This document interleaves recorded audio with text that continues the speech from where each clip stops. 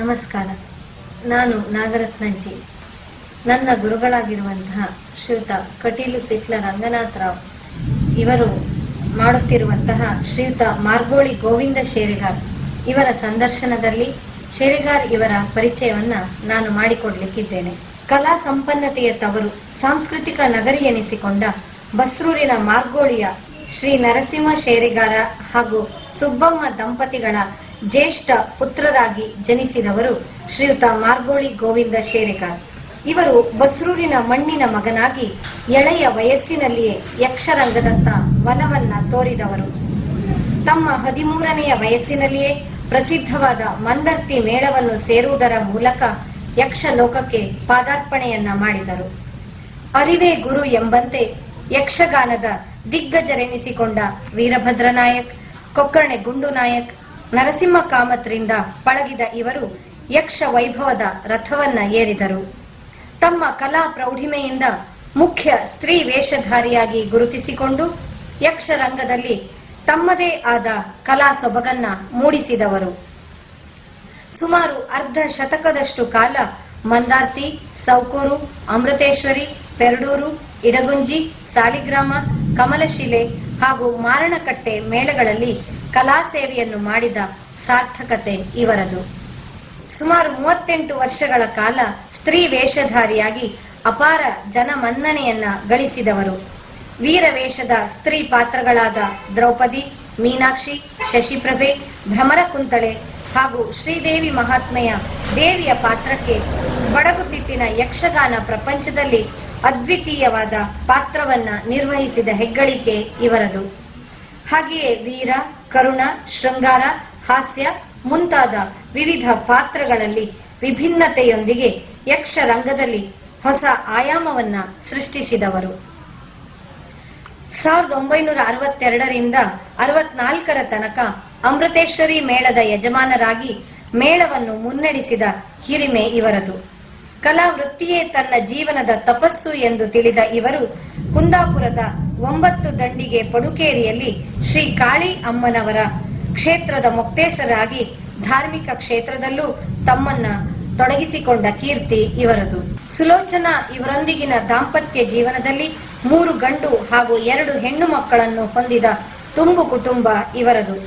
ಕಲಾ ಆರಾಧಕರಾದ ಇವರಿಗೆ ಒದಗಿ ಬಂದ ಪ್ರಶಸ್ತಿ ಸನ್ಮಾನಗಳು 108.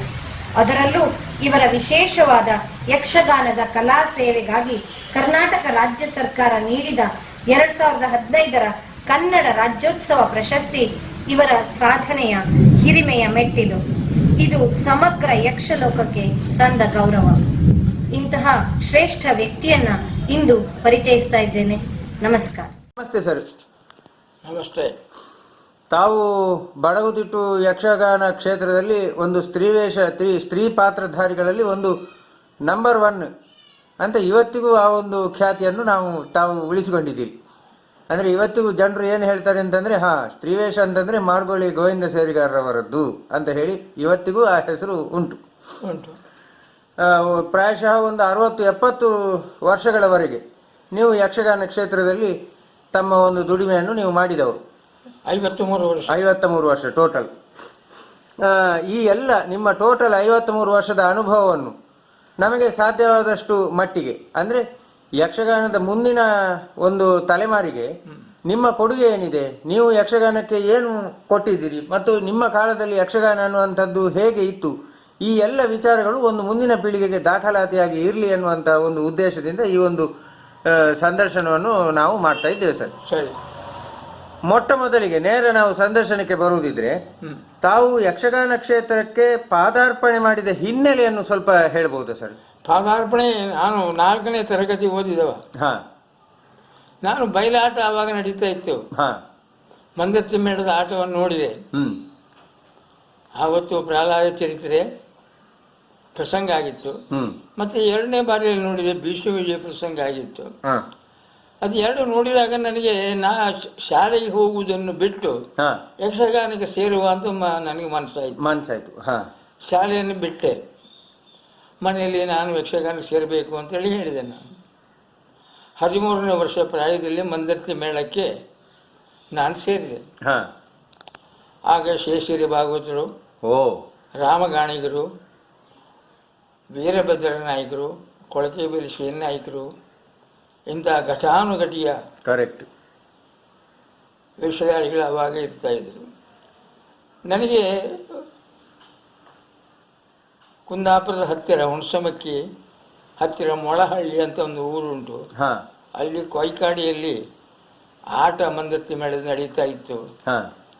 ನನ್ನ ಮಾವ ಮತ್ತು ನನ್ನ ತಂದೆಯವರು ಕರೆದುಕೊಂಡು ಹೋಗಿ ನಮ್ಮ ದನಿಗಳಾಗಿರುವಂಥ ಮೊಳಹಳ್ಳಿ ಮುತ್ತೆ ಹೆಗ್ಡರ ತನ್ಮೂಲಕವಾಗಿ ನನ್ನನ್ನು ಮಂದರ್ತಿ ಮೇಳಕ್ಕೆ ಸೇರ್ಪಡೆ ಮಾಡಿದ್ರು. ಅಂದ್ರೆ ನೀವು ಬಡತನದ ಕಾರಣ ಅಂತ ಏನೋ ನೀವು ಸೇರಿದ್ದಲ್ಲ ಯಕ್ಷಗಾನಕ್ಕೆ? ಅಲ್ಲ, ಆಸಕ್ತಿಯ ಕಾರಣದಿಂದಲೇ. ಹೌದೌದು, ಅದು ಸೇರಿದ. ಆಗ ಬಹಳ ಕಷ್ಟದ ಕಾಲ. ರಾತ್ರಿ ಇಡೀ ನಿದ್ರೆ ಬಿಡಬೇಕು, ಬೆಳಿಗ್ಗೆ 10-12 ಮೈಲ್ ನಡೆಯಬೇಕು, 2 ಗಂಟೆ ಊಟ ಮಾಡಬೇಕು, ನಮಗೇನಾದರೂ ವಿದ್ಯೆ ಹೇಳಿಕೊಂಡ ಗುರುಗಳ ಸೇವೆ ಮಾಡಬೇಕು. ಇದು ನಮ್ಮ ಕಷ್ಟದ ಕಾಲ. ಅದು ಆವಾಗ ಸಂಬಳ ಇಲ್ಲ. ಕರೆಕ್ಟ್. ಬೆಳಿಗ್ಗೆ ಹೋಗುವಾಗ ಏನಾದರೂ ಆಟ ಆಡಿಸಲು ಕೊಟ್ಟುವಂಥ ಊಟದ ಸ್ವತ್ತುಗಳು ಉಳಿದದ್ದಿದ್ದ ತಲೆ ಮೇಲೆ ಇಟ್ಟುಕೊಂಡು ಹೊತ್ತುಕೊಂಡು ಹೋಗಬೇಕು. ಕರೆಕ್ಟ್. ಆ ರೀತಿಯಲ್ಲಿ ಕಷ್ಟದಲ್ಲಿ ಕಾಲ ಕಳೆದ ನಾವು. ಆ ವರ್ಷ ಅಮೃತೇಶ್ವರಿ ಮೇಳಕ್ಕೂ ಮತ್ತು ಮಂದರ್ತಿ ಮೇಳಕ್ಕೂ ಮುದ್ರಾಡಿಯಲ್ಲಿ ಒಂದು ಜೋಡಾಟ ಆಯಿತು ವರಂಗದಲ್ಲಿ. ಆ ಜೋಡಾಟದಲ್ಲಿ ಕಡೆಗೆ ಊರಿನಲ್ಲಿ ಬಹಳ ಕಷ್ಟ. ಆಟ ಆಗೋದಂದ್ರೆ ಬಹಳ ಕಷ್ಟ ಕಾಲ ಅವಾಗ. ಕರೆಕ್ಟ್, ಹೌದು. ಮಳೆಗಾಲ ಬರ್ತದೆ, ಶಿವರಾತ್ರಿ ನಂತರ ಈ ಸೆಕೆ ಸಹಿಸಿಕೊಳ್ಳಿಕ್ಕೆ ಸಾಧ್ಯ ಇಲ್ಲದೆ ಹೌದು ಘಟ್ಟದ ಮೇಲೆ ಮೇಳ ಹೋಗ್ತಾ ಇತ್ತು. ಓಹೋ. ಮುದ್ರಾಡಿಗೆ ಮರುದಿವಸ ಜೋಡಾಟ ಪೂರೈಸಿ ಮುದ್ರಾಡಿಯಲ್ಲಿ ಬಂದು ಕೂತ್ಕೊಂಡಾಗ ಸೋಮೇಶ್ವರದ ಮಾರ್ಗವಾಗಿ ಮಂದರ್ತಿ ಮೇಳ ಘಟ್ಟಕ್ಕೆ ಹೋಗ್ಲಿಕ್ಕೆ ಶುರುವಾಯಿತು. ಆವಾಗ ತಿರುಗಾಟ 1 ತಿಂಗಳು ಮಾತ್ರ ಇತ್ತು. ಆ ಕಾಲದಲ್ಲಿ ನನಗೆ ಗುರುವಾಗಿ ಇರುವಂಥ ವೀರಭದ್ರ ನಾಯಕರು ಹೇಳಿದರು, ಹೊಸ ಹುಡುಗನೇನು ಘಟ್ಟಕ್ಕೆ ಬಂದರೆ ಅಲ್ಲಿ ನೀರು ವ್ಯತ್ಯಾಸಗಳಾದರೆ ಜ್ವರ ಬರಬಹುದು, ನೀನು ನಮ್ಮೊಟ್ಟಿಗೆ ಈಗ ಬರುವುದು ಬೇಡ. ನನ್ನ ತಮ್ಮ ಶ್ರೀನಿವಾಸ ನಾಯಕ ಮಾವ ಅಮೃತೇಶ್ವರಿ ಮೇಳದಲ್ಲಿ ಇದ್ದಾನೆ, ಅವನ ಜೊತೆಯಲ್ಲಿ 1 ತಿಂಗಳು ತಿರುಗಾಟ ಮಾಡಿ ಮಳೆಗಾಲಕ್ಕೆ ನಮ್ಮ ಮನೆಗೆ ಮಡಪಾಡಿಗೆ ನೀನು ಬಾ ಅಂತ ನನಗೆ ಹೇಳಿದರು. ಅಲ್ಲಿಂದ ನಾನು ಮಂದರ್ತಿ ಮೇಳವನ್ನು ಅದೇ ವರ್ಷವೇ ಬಿಟ್ಟು ನಾನು ಶ್ರೀನಿವಾಸ ನಾಯಕರ ಒಟ್ಟಿಗೆ ಅಮೃತೇಶ್ವರಿ ಮೇಳಕ್ಕೆ ಬಂದೆ. ಅಲ್ಲಿ 1 ತಿಂಗಳು ತಿರುಗಾಟ ಉಳಿದದ್ದು ಅಲ್ಲಿ. ಕರೆಕ್ಟ್, ಹೌದು. ಆಗ ಗಣಪತಿ ಪ್ರಭುಗಳಂತ 2ನೇ ವೇಷಧಾರಿಗಳು, ಬ್ರಹ್ಮವರ ಶ್ರೀನಿವಾಸ ನಾಯಕರ ಶ್ರೀವೇಷ, ಹೀಗೆ ಘಟಾನುಘಟಿಯ 2ನೇ ವೇಷ, ಪುರುಷ ವೇಷಗಳು. ಒಳ್ಳೆಯ ಮೇಳ ಆ ಕಾಲದಲ್ಲಿ. ಹೌದು. ಅಂಥ ಮೇಳದಲ್ಲಿ 1 ತಿಂಗಳು ತಿರುಗಾಟ ಮಾಡಿ ಮನೆಗೆ ಬಂದೆ ನಾನು. ಅದೇ ಮಳೆಗಾಲ ವೀರಭದ್ರ ನಾಯಕರ ಮನೆಯಲ್ಲಿ 3 ತಿಂಗಳು ಮಳೆಗಾಲದಲ್ಲಿ ಹೋಗಿ ನಾನು ಈ ಯಕ್ಷಗಾನ ಕಲಿತೆ. ನನಗೆ ಗುರುಗಳು ವೀರಭದ್ರ ನಾಯಕರು. ಕರೆಕ್ಟ್. 3 ತಿಂಗಳಲ್ಲಿ ವೇದಿ ಕಲಿತೆ ನಾನು. ಆಮೇಲೆ ಅವ್ರ ಜೊತೆಯಲ್ಲೇ ಮೇಳಕ್ಕೆ ಹೋದೆ. ಎಲ್ಲಿ ಬೇಸಿಗೆಯಲ್ಲಿ, ಮಳೆಗಾಲದಲ್ಲಿ ಆ ಮೇಳ ಇಲ್ಲ. ಹೌದು.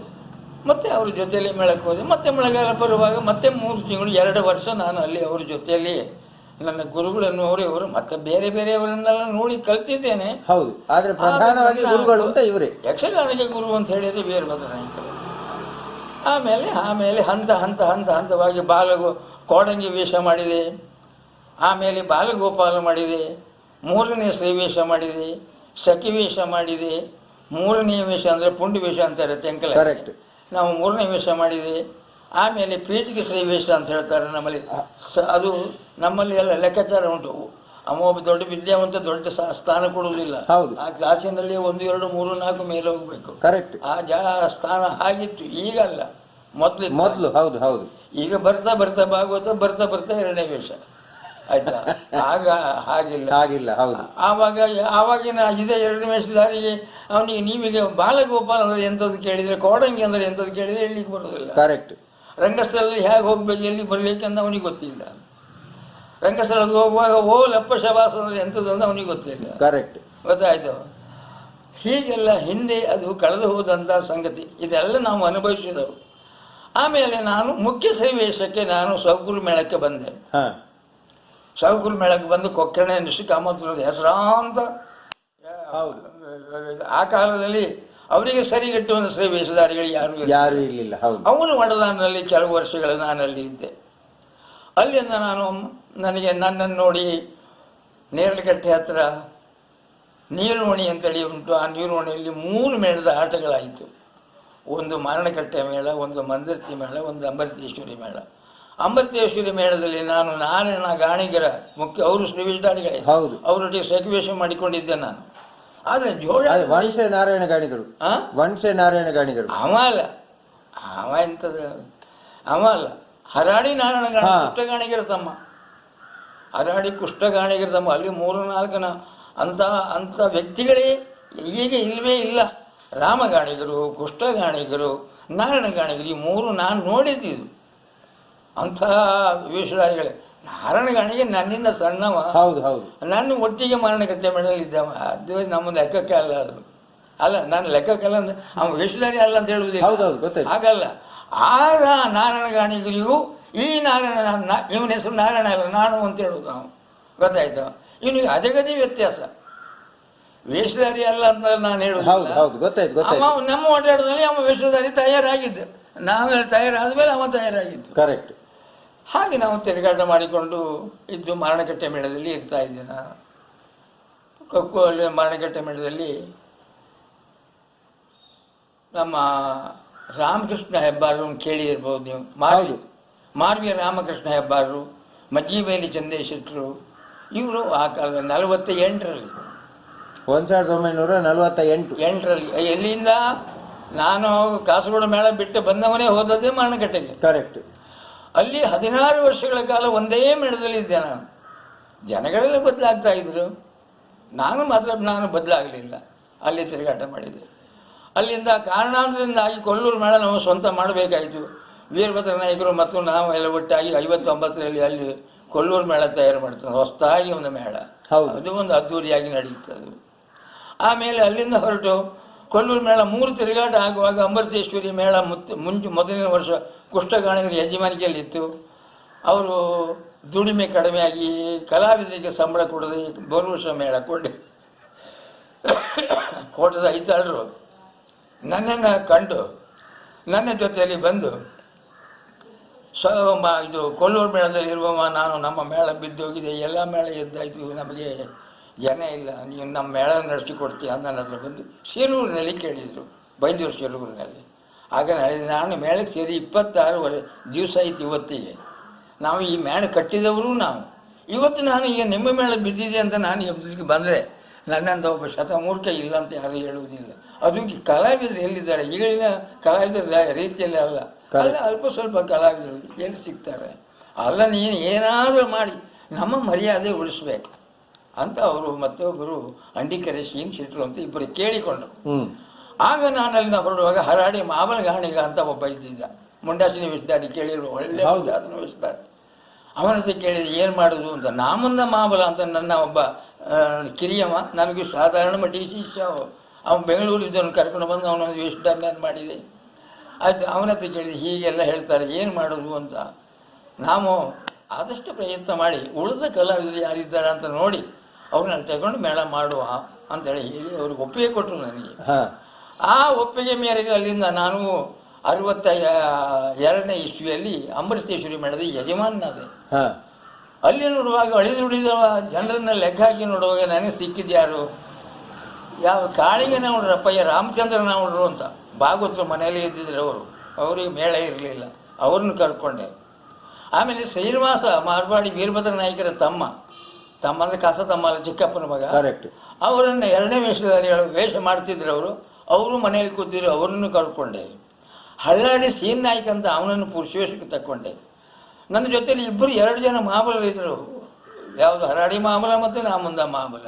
ಇವರನ್ನು ಕೋಡಿ ಶಂಕರಗಾಣಿಗ ಅಂತ ಇದ್ದವ, ಅವನನ್ನು ಶ್ರೀವೇಷಕ್ಕೆ ತಗೊಂಡೆ. ನಾನು ಶ್ರೀವೇಷ ಮಾಡುವವನು ಆದರೂ ಸಹ ನನ್ನ ಜೊತೆಯಲ್ಲಿ ನನಗೆ ಯಜಮಾನಿಗೆ ನೋಡಬೇಕಲ್ಲ, ಊರು ತಿರುಗಬೇಕು, ಎಲ್ಲಿ ಆಟ ಸಿಗ್ತದೆ ನೋಡಬೇಕಲ್ಲ. ನನಗೆ ಪುರ್ಸೊತ್ತಿಲ್ಲ, ಮತ್ತು ರಾತ್ರಿ ಬಂದು ಕೆಲಸ ಮಾಡೋದು ಕಷ್ಟ ಆಗ್ತದೆ. ಅಲ್ಲ, ಒಂದು ವೇಷ ಮಾಡಿದ್ರೆ ಆಗೋದೇ ಇಲ್ಲ. ನಾವು 3 ಪ್ರಸಂಗ ಆದರೆ 3 ವೇಷ ಮಾಡುವಂಥ ಜನಾಂಗದವರು.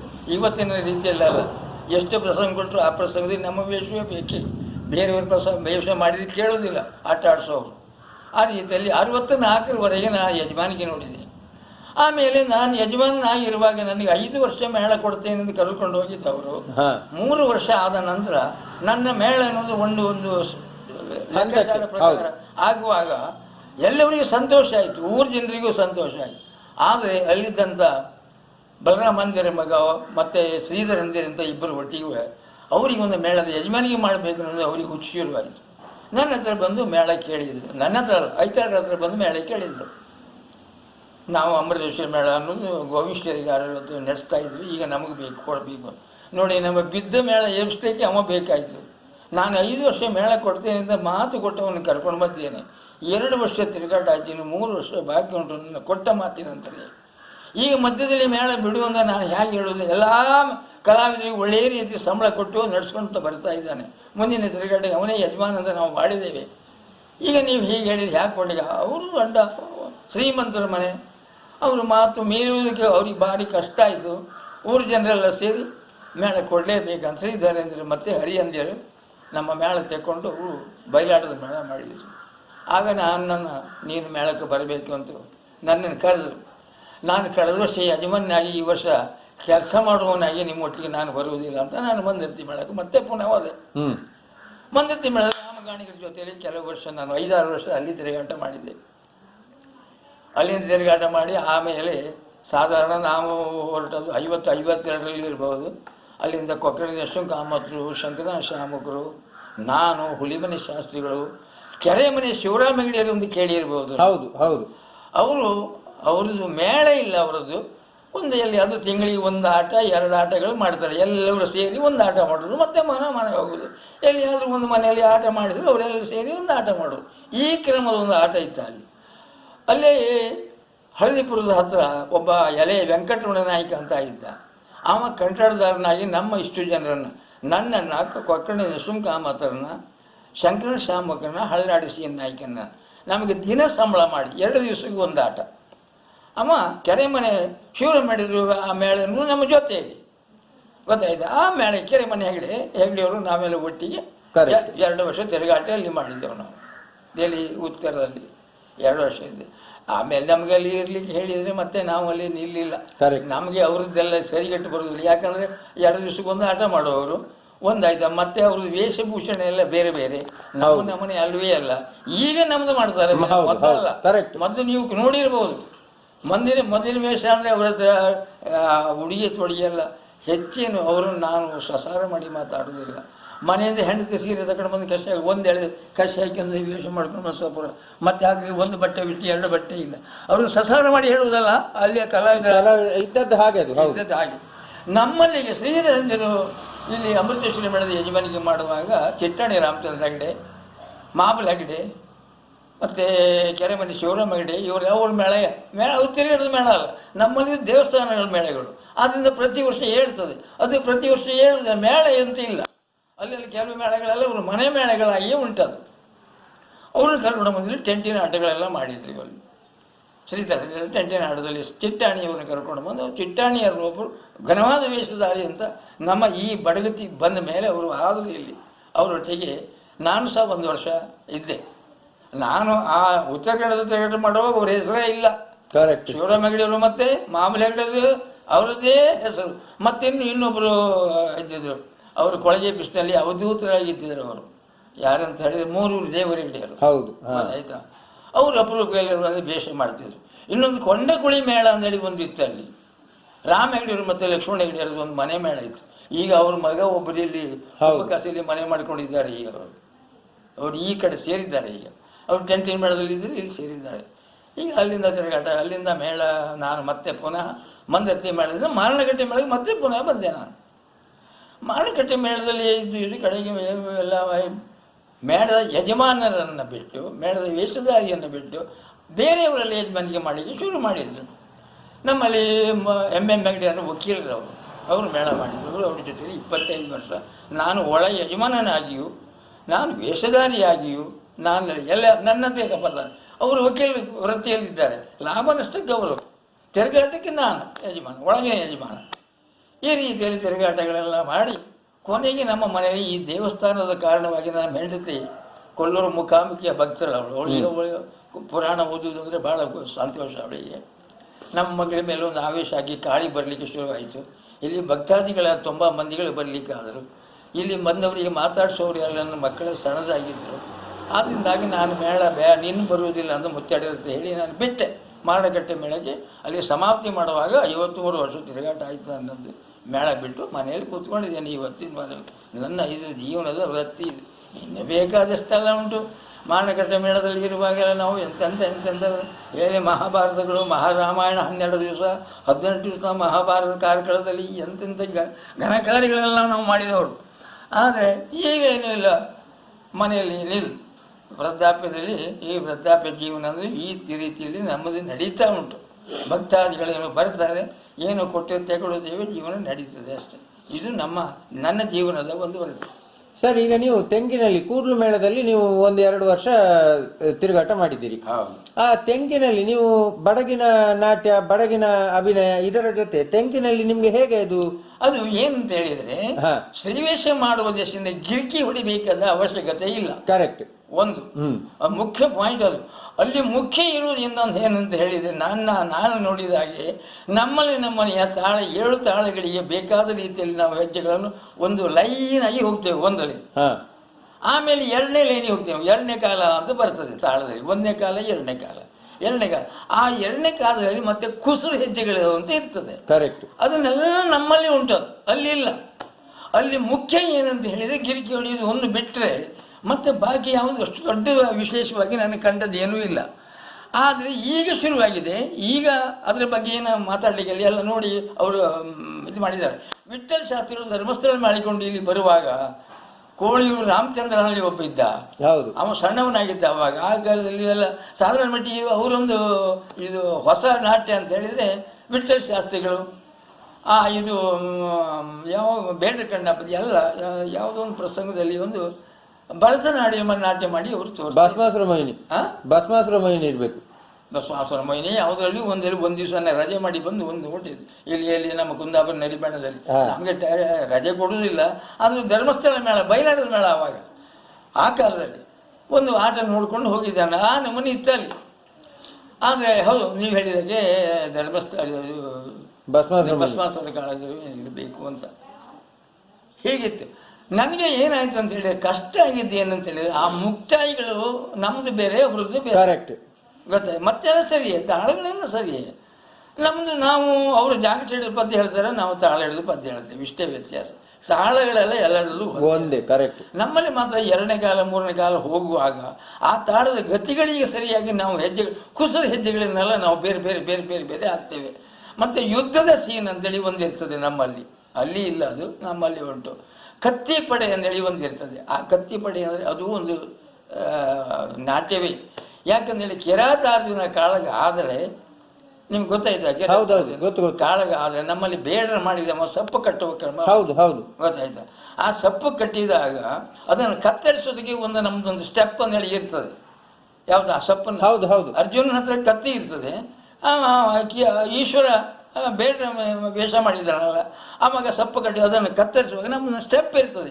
ಅದು ಹ್ಯಾಕೆ ಕಡಿಯೋ ಇಲ್ಲ, ಸ್ವಲ್ಪ ತಪ್ಪಿ ಹೋದರೆ ಮೈಗೆ ಬೀಳ್ತದೆ ಕತ್ತಿ. ಕರೆಕ್ಟ್. ಅದಕ್ಕೆಲ್ಲ ನಾವೆಲ್ಲ ಮಾಡಿಕೊಂಡದ್ದು, ಹಾಗಾಗಿ ಅಭ್ಯಾಸ ಮಾಡೋದು. ಅದು ನಮ್ಮದೇ ಏನಂತ ಹೇಳಿದರೆ ನಾವು ಅಭ್ಯಾಸ ಮಾಡಿದಾಗ ಉಂಟು. ಕರೆಕ್ಟ್. ನನಗೆ ಯುದ್ಧದ ಸೇನೆ ಆಗಲಿ ಇಂತಿಂಥ ಸೇನೆಗಳೆಲ್ಲ ನನಗೇನೊಂದು ಹೊಸದಾಗೆಲ್ಲ ಎಲ್ಲ ನಾನು ಕಲ್ತಿದ್ದೇನೆ. ನಾನು ನಾಟ್ಯದ ವಿಚಾರದಲ್ಲಿ ಕೇಳೋದೇ ಬೇಡ, ಎಲ್ಲ ವಿಷಯಗಳಿಗೂ ನನಗೆ ಗೊತ್ತುಂಟು. ಹಾಗಾದ್ರಿಂದ ನನಗೆ ಪೂರೈಸಿ ಹೋಯಿತು. ಹಾಗೆ ಕುಂಬಳೆ ಹತ್ರ ಬೊಂಬರಾಣ ಅಂತೇಳಿ ಒಂದು ಊರುಂಟು, ಕುಂಬಳೆ ಹತ್ರ, ಕಾಸರಗೋಡು ಕುಂಬಳೆ ಹತ್ರ. ಅಲ್ಲಿ ನೋಡಿ ಒಂದು ಮಾಯಾಶೂರ್ಪಣಿಕೆ ಮಾಡಿದ್ದೆ ನಾನು. ಅವರಿಗೆ ನಾನು ಆವಾಗ ನನಗೆ ಆ ಮೇಳಕ್ಕೆ ಸೇರಿದಾಗ ನಾನು ಸಣ್ಣ ಪ್ರಾಯ ಹುಡುಗಾಟಿಗೆ, ನನಗೆ ಮುಖಕ್ಕೆ ಬಣ್ಣ ಹಚ್ಚಿ ಸಾಕಷ್ಟು ಚೆಂದ ಇದ್ದೆ ನಾನು ಆವಾಗ. ಈಗ ಹೀಗಿದ್ದೆ. ಆವಾಗ ಅಲ್ಲಿ ಮಾಪಿಳ್ಳಿಯವರ 4 ಸಾಧಾರಣ 25 ಕುಂಬಳೆ ಸೇತುವೆ ಬಿಡಿದಾಗ ಆಚೆ ಬದಿಗೆ ಎಲ್ಲ ಗುಡಿಸಲು ಕಟ್ಕೊಂಡು ಇದ್ದಿದ್ರು. ಅವ್ರು ನೋಡಿ ಅವರೆಲ್ಲ ಪ್ಲ್ಯಾನ್ ಮಾಡಿ ನಾನು ಹೊತ್ಕೊಂಡು ಹೋಗಬೇಕು ಅಂತ ಆಲೋಚನೆ ಮಾಡಿದರು. ಏರಿಕಡೆ ಶ್ರೀನಿವಾಸರಾವ್ ಅಂತ ಕೂಡಲೇ ಮೇಳದ ಯಜಮಾನರು. ಆ ವರ್ಷ ಈಶ್ವರ ಶಾನ್ಬಾರು ದೇವಸ್ಥಾನದ ಮುಕ್ತೇಶ್ವರರು ಅವರ ಭಾವನಂಟ ಏರಿಕಡೆ ಶ್ರೀನಿವಾಸರಾವ್ ಅಂತ. ಸ್ವಲ್ಪ ಬಲಾಢ್ಯ ಮತ್ತು ಚೆಂಡೆ ಬರ್ಸ್ತಾರೆ, ಮತ್ತು ಯಜಮಾನ ಹೌದು ಚೆಂಡೆ ಬರ್ತಾರೆ. ಅವರ ಯಜಮಾನಿಗೆಲ್ಲಿ ನಾನು ಹೋಗಿದ್ದೆ. ಅಲ್ಲಿ ಹೋದವ ಅವ್ರಿಗೆ ಗೊತ್ತಾಯ್ತು, ಇಲ್ಲ ನಾನು ಹೊತ್ಕೊಂಡು ಹೋಗ್ತಾರೆ ಅಂತ ಒಂದು ಹುಮ್ಮರಿದ್ದಾರೆ ಆ ಊರಿನಲ್ಲಿ. ಹೆಣ್ಣೋ ಗಂಡನೂ ಗೊತ್ತಿಲ್ಲ ಅವರಿಗೆ ಅಂಥವ್ರಿಗೆ. ನನ್ನ ವೇಷ ಅಷ್ಟು ಚೆಂದ ಇತ್ತು ಆವಾಗ, ಅಲ್ಲ ಈಗಲ್ಲ ಆಗ. ಹೌದು, ನಾನು ಕೂಡ್ಲಿ ಮೇಲೆ ಸೇರಿದಾಗ ಹೇಳಿದ್ದು ಈ ಕಥೆ ಇದು. ಅಂತಂತ ಏನು ಅವಿದ್ಯಾವಂತರ ಹಾಗೆ ವರ್ತನೆ ಮಾಡುವಂಥ ಜನಾಂಗದವರು ಅಲ್ಲಿ ಇದ್ದಿದ್ರು. Correct correct. ಜಾತಿಗೆ ಸಂಬಂಧಪಟ್ಟ ವಿಷಯ ನಮಗೆ ಹೇಳಲಿಕ್ಕೆ ಬರುವುದಿಲ್ಲ. ಅಂಥದ್ದೊಂದು ಘಟನೆ ನಡೆದಿತ್ತು. ಮತ್ತೆ ಹೆಚ್ಚು ಕಾಲ ಅವರು ಒಡನಾಟ ಮಾಡೋದು ಭಾಳ ಕಷ್ಟ. ನಾನು ಅವರನ್ನು ದೂಷಣೆ ಮಾಡೋದಿಲ್ಲ. ನಮ್ಮಲ್ಲಿ ಶ್ರದ್ಧೆ ಇಲ್ಲ. ಅವರು ಎಲ್ಲಿಯೋ ಕಳ್ಮಡಿ ಬುಡದಲ್ಲಿ ಗಾಡಿ ಇಟ್ಕೊಂಡು ಅಲ್ಲಿಯ ಊಟ ಮಾಡಿ ಅಲ್ಲಿ ಹೆಂಡ ಕುಡ್ಕೊಂಡು ಸಾಯಂಕಾಲ ಚೌಕಕ್ಕೆ ಬಂದರು. ನಾವೊಂದು 5 ಜನ ಕುದುರೆಗುಡ ರಂಬಟ್ಲು ಚಂಡೆ ಬರೆಸೋರು, ಕೊಲ್ಲೆಕಂಠ ಜಯೇಶ್ವರ, ರಾಮಕೃಷ್ಣ ಜಯೇಶ್ವರ, ಭಾಗವತರು, ನಾವೊಂದು 3-4-5 ಜನ ಮಾತ್ರ ಮಾಂಸಾಹಾರಿಗಳ ಅಲ್ಲ, ನಮಗೊಂದು ಸಸ್ಯಾಹಾರಿಗಳ ದಿವಸ ನಮಗೊಂದು ಊಟಕ್ಕೆ ಮಾತ್ರ ಬಿಡೋಣ. ಎಲ್ಲಿ ಮೇಳ ಉಂಟು ಅಲ್ಲಿ. ಬಾಕಿ ಇದ್ದವರೆಲ್ಲ ಆಟ ಶುರು ಆದ ನಂತರ ಗಾಡಿ ಕಟ್ಕೊಂಡು ಬರೋದಿಲ್ಲ. ಆವಾಗ ಆಟ ನಿಶ್ಚಯ ಇಲ್ಲ. ಗರ್ಗರಿ ಮಣ್ಣು ಇಷ್ಟು ದೊಡ್ಡದೊಂದು ಬಟ್ಲು, ಕರೆಕ್ಟ್. ಆ ಬಟ್ಲಲ್ಲಿ ಗುಂಡು ತಿರುಗಿಸೋದು. ಆ ಗುಂಡನ್ನು ತಿರುಗಿಸಿದಲ್ಲಿ ಎಷ್ಟು ಹಣ ಆಯಿತು ಅಷ್ಟು ಹಣ ಅದು ಸಂಪಾದನೆ ಅಂತ, ವೀಳ್ಯ ಗೀಳಿ ಅಂಥದ್ದಿಲ್ಲ. ಹಾಗೆ ಮಂಗಲಪಾಡಿ ಮೈದಾನದಲ್ಲಿ ಅಲ್ಲಿ ಇಲ್ಲಿ ಎಲ್ಲ ತಿರುಗಾಟ, ಆಮೇಲೆ ತಿರುಗಾಟದ ಕ್ರಮವೇ ಆಗಿ ಮತ್ತು ರಾತ್ರಿಗೆ ರಂಗಸ್ಥಳಕ್ಕೆ ಹೋದ ನಂತರ ಅವರು ಏನು ಮಾಡ್ತಾರೆ ಅಂತ ಹೇಳಲಿಕ್ಕೆ ಆಗೋದಿಲ್ಲ. ಅಲ್ಲಿ ಆ ನಮೂನೆ ಇತ್ತದು. ಯಾಕೆ ಉದಾಹರಣೆಗೆ ಯಾಕೆ ಹೇಳ್ತೇನೆ, ನಾನು ನೋಡಿದ್ದಲ್ಲ, ಅಲ್ಲಿ ಹೋದಾಗ ಹೇಳ್ತಾ ಇದ್ದಾರೆ ನನಗೆ ಕುಂಬಳಿ ಗುಂಡ ಅಂತೇಳಿ ನೀವು ಹೇಳಿದ್ರಲ್ಲ. ಹೌದು, ಕುಂಬಳಿ ಗುಂಡ ಮತ್ತು ಸಸಿತ್ಲಿ ಗಣಪತಿ ಭಟ್ರು ನಾನು ಕೇಳಿದ್ದು ನೋಡಿದ್ದಲ್ಲ. ಶಬರಾರ್ಜುನ ಕಾಳಗದಲ್ಲಿ ಅವರು ಶಬರಿ ಮಾಡಿದರೆ ಇವ ಗುಂಡ ಈಶ್ವರ ಮಾಡಿದ ಅಂತ. ಕೆರಾತಾರ್ಜುನ ಕಾಳಗ ನಮ್ಮಲ್ಲಿ ಹೇಳೋದು. ಆವಾಗ ಅಲ್ಲಿ ಅವರ ಪ್ರವೇಶ ಆಗಿ ಕುಂಬಳಿ ಗುಂಡ ಅಂದರೆ ಒಳ್ಳೆಯ ನಾಟ್ಯದವನಂತೆ, ಒಳ್ಳೆಯ ಹೆಸರಾಂತ ವ್ಯಕ್ತಿ. ಸಸಿತ್ ಗಣಪತಿ ಭಟ್ರು ಅಂತ ಹೇಳಿದರೆ ಅವರ ಶಿಷ್ಯರಂತೆ. ಇದು ರೆಕಾರ್ಡ್ ಮಾಡಬೇಡಿ, ನಾನು ಕೇಳಿದ್ದು ಸತ್ಯಸ್ಥಿತಿ ಇರಲಿಕ್ಕಿಲ್ಲ. ನಾನು ಕೇಳಿದ್ದು ನಾನು ಆ ಊರಿಗೆ ಹೋದಾಗ.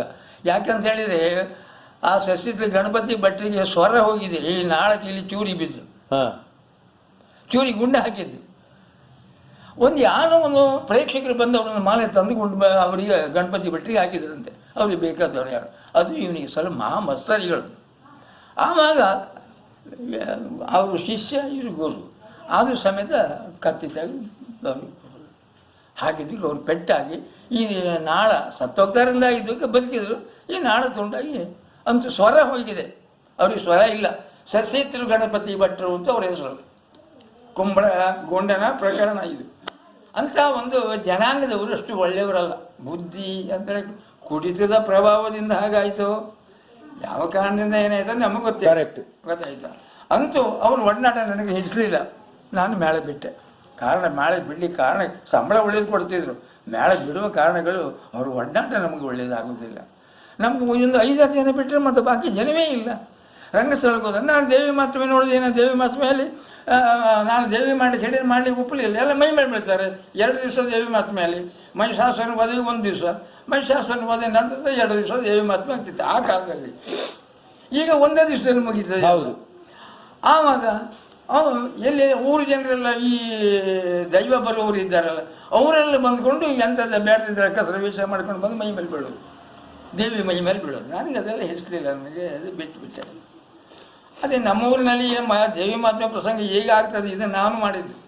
ಈ ದೇವಿ ಮಾತುವೆ ಪ್ರಸಂಗ ಅನ್ನೋದು ಅಲ್ಲಿ ನೋಡಿ ಬಂದು ಇಲ್ಲಿ ನಾನು ಮಾಡಿದ್ದು. ನಾನು ಮತ್ತು ನಮ್ಮ ಗುರುಗಳು ಅಲ್ಲಿ ತೆಂಕಿನ ಮೇಳಕ್ಕೆ ಹೋಗಿದ್ದಾರೆ.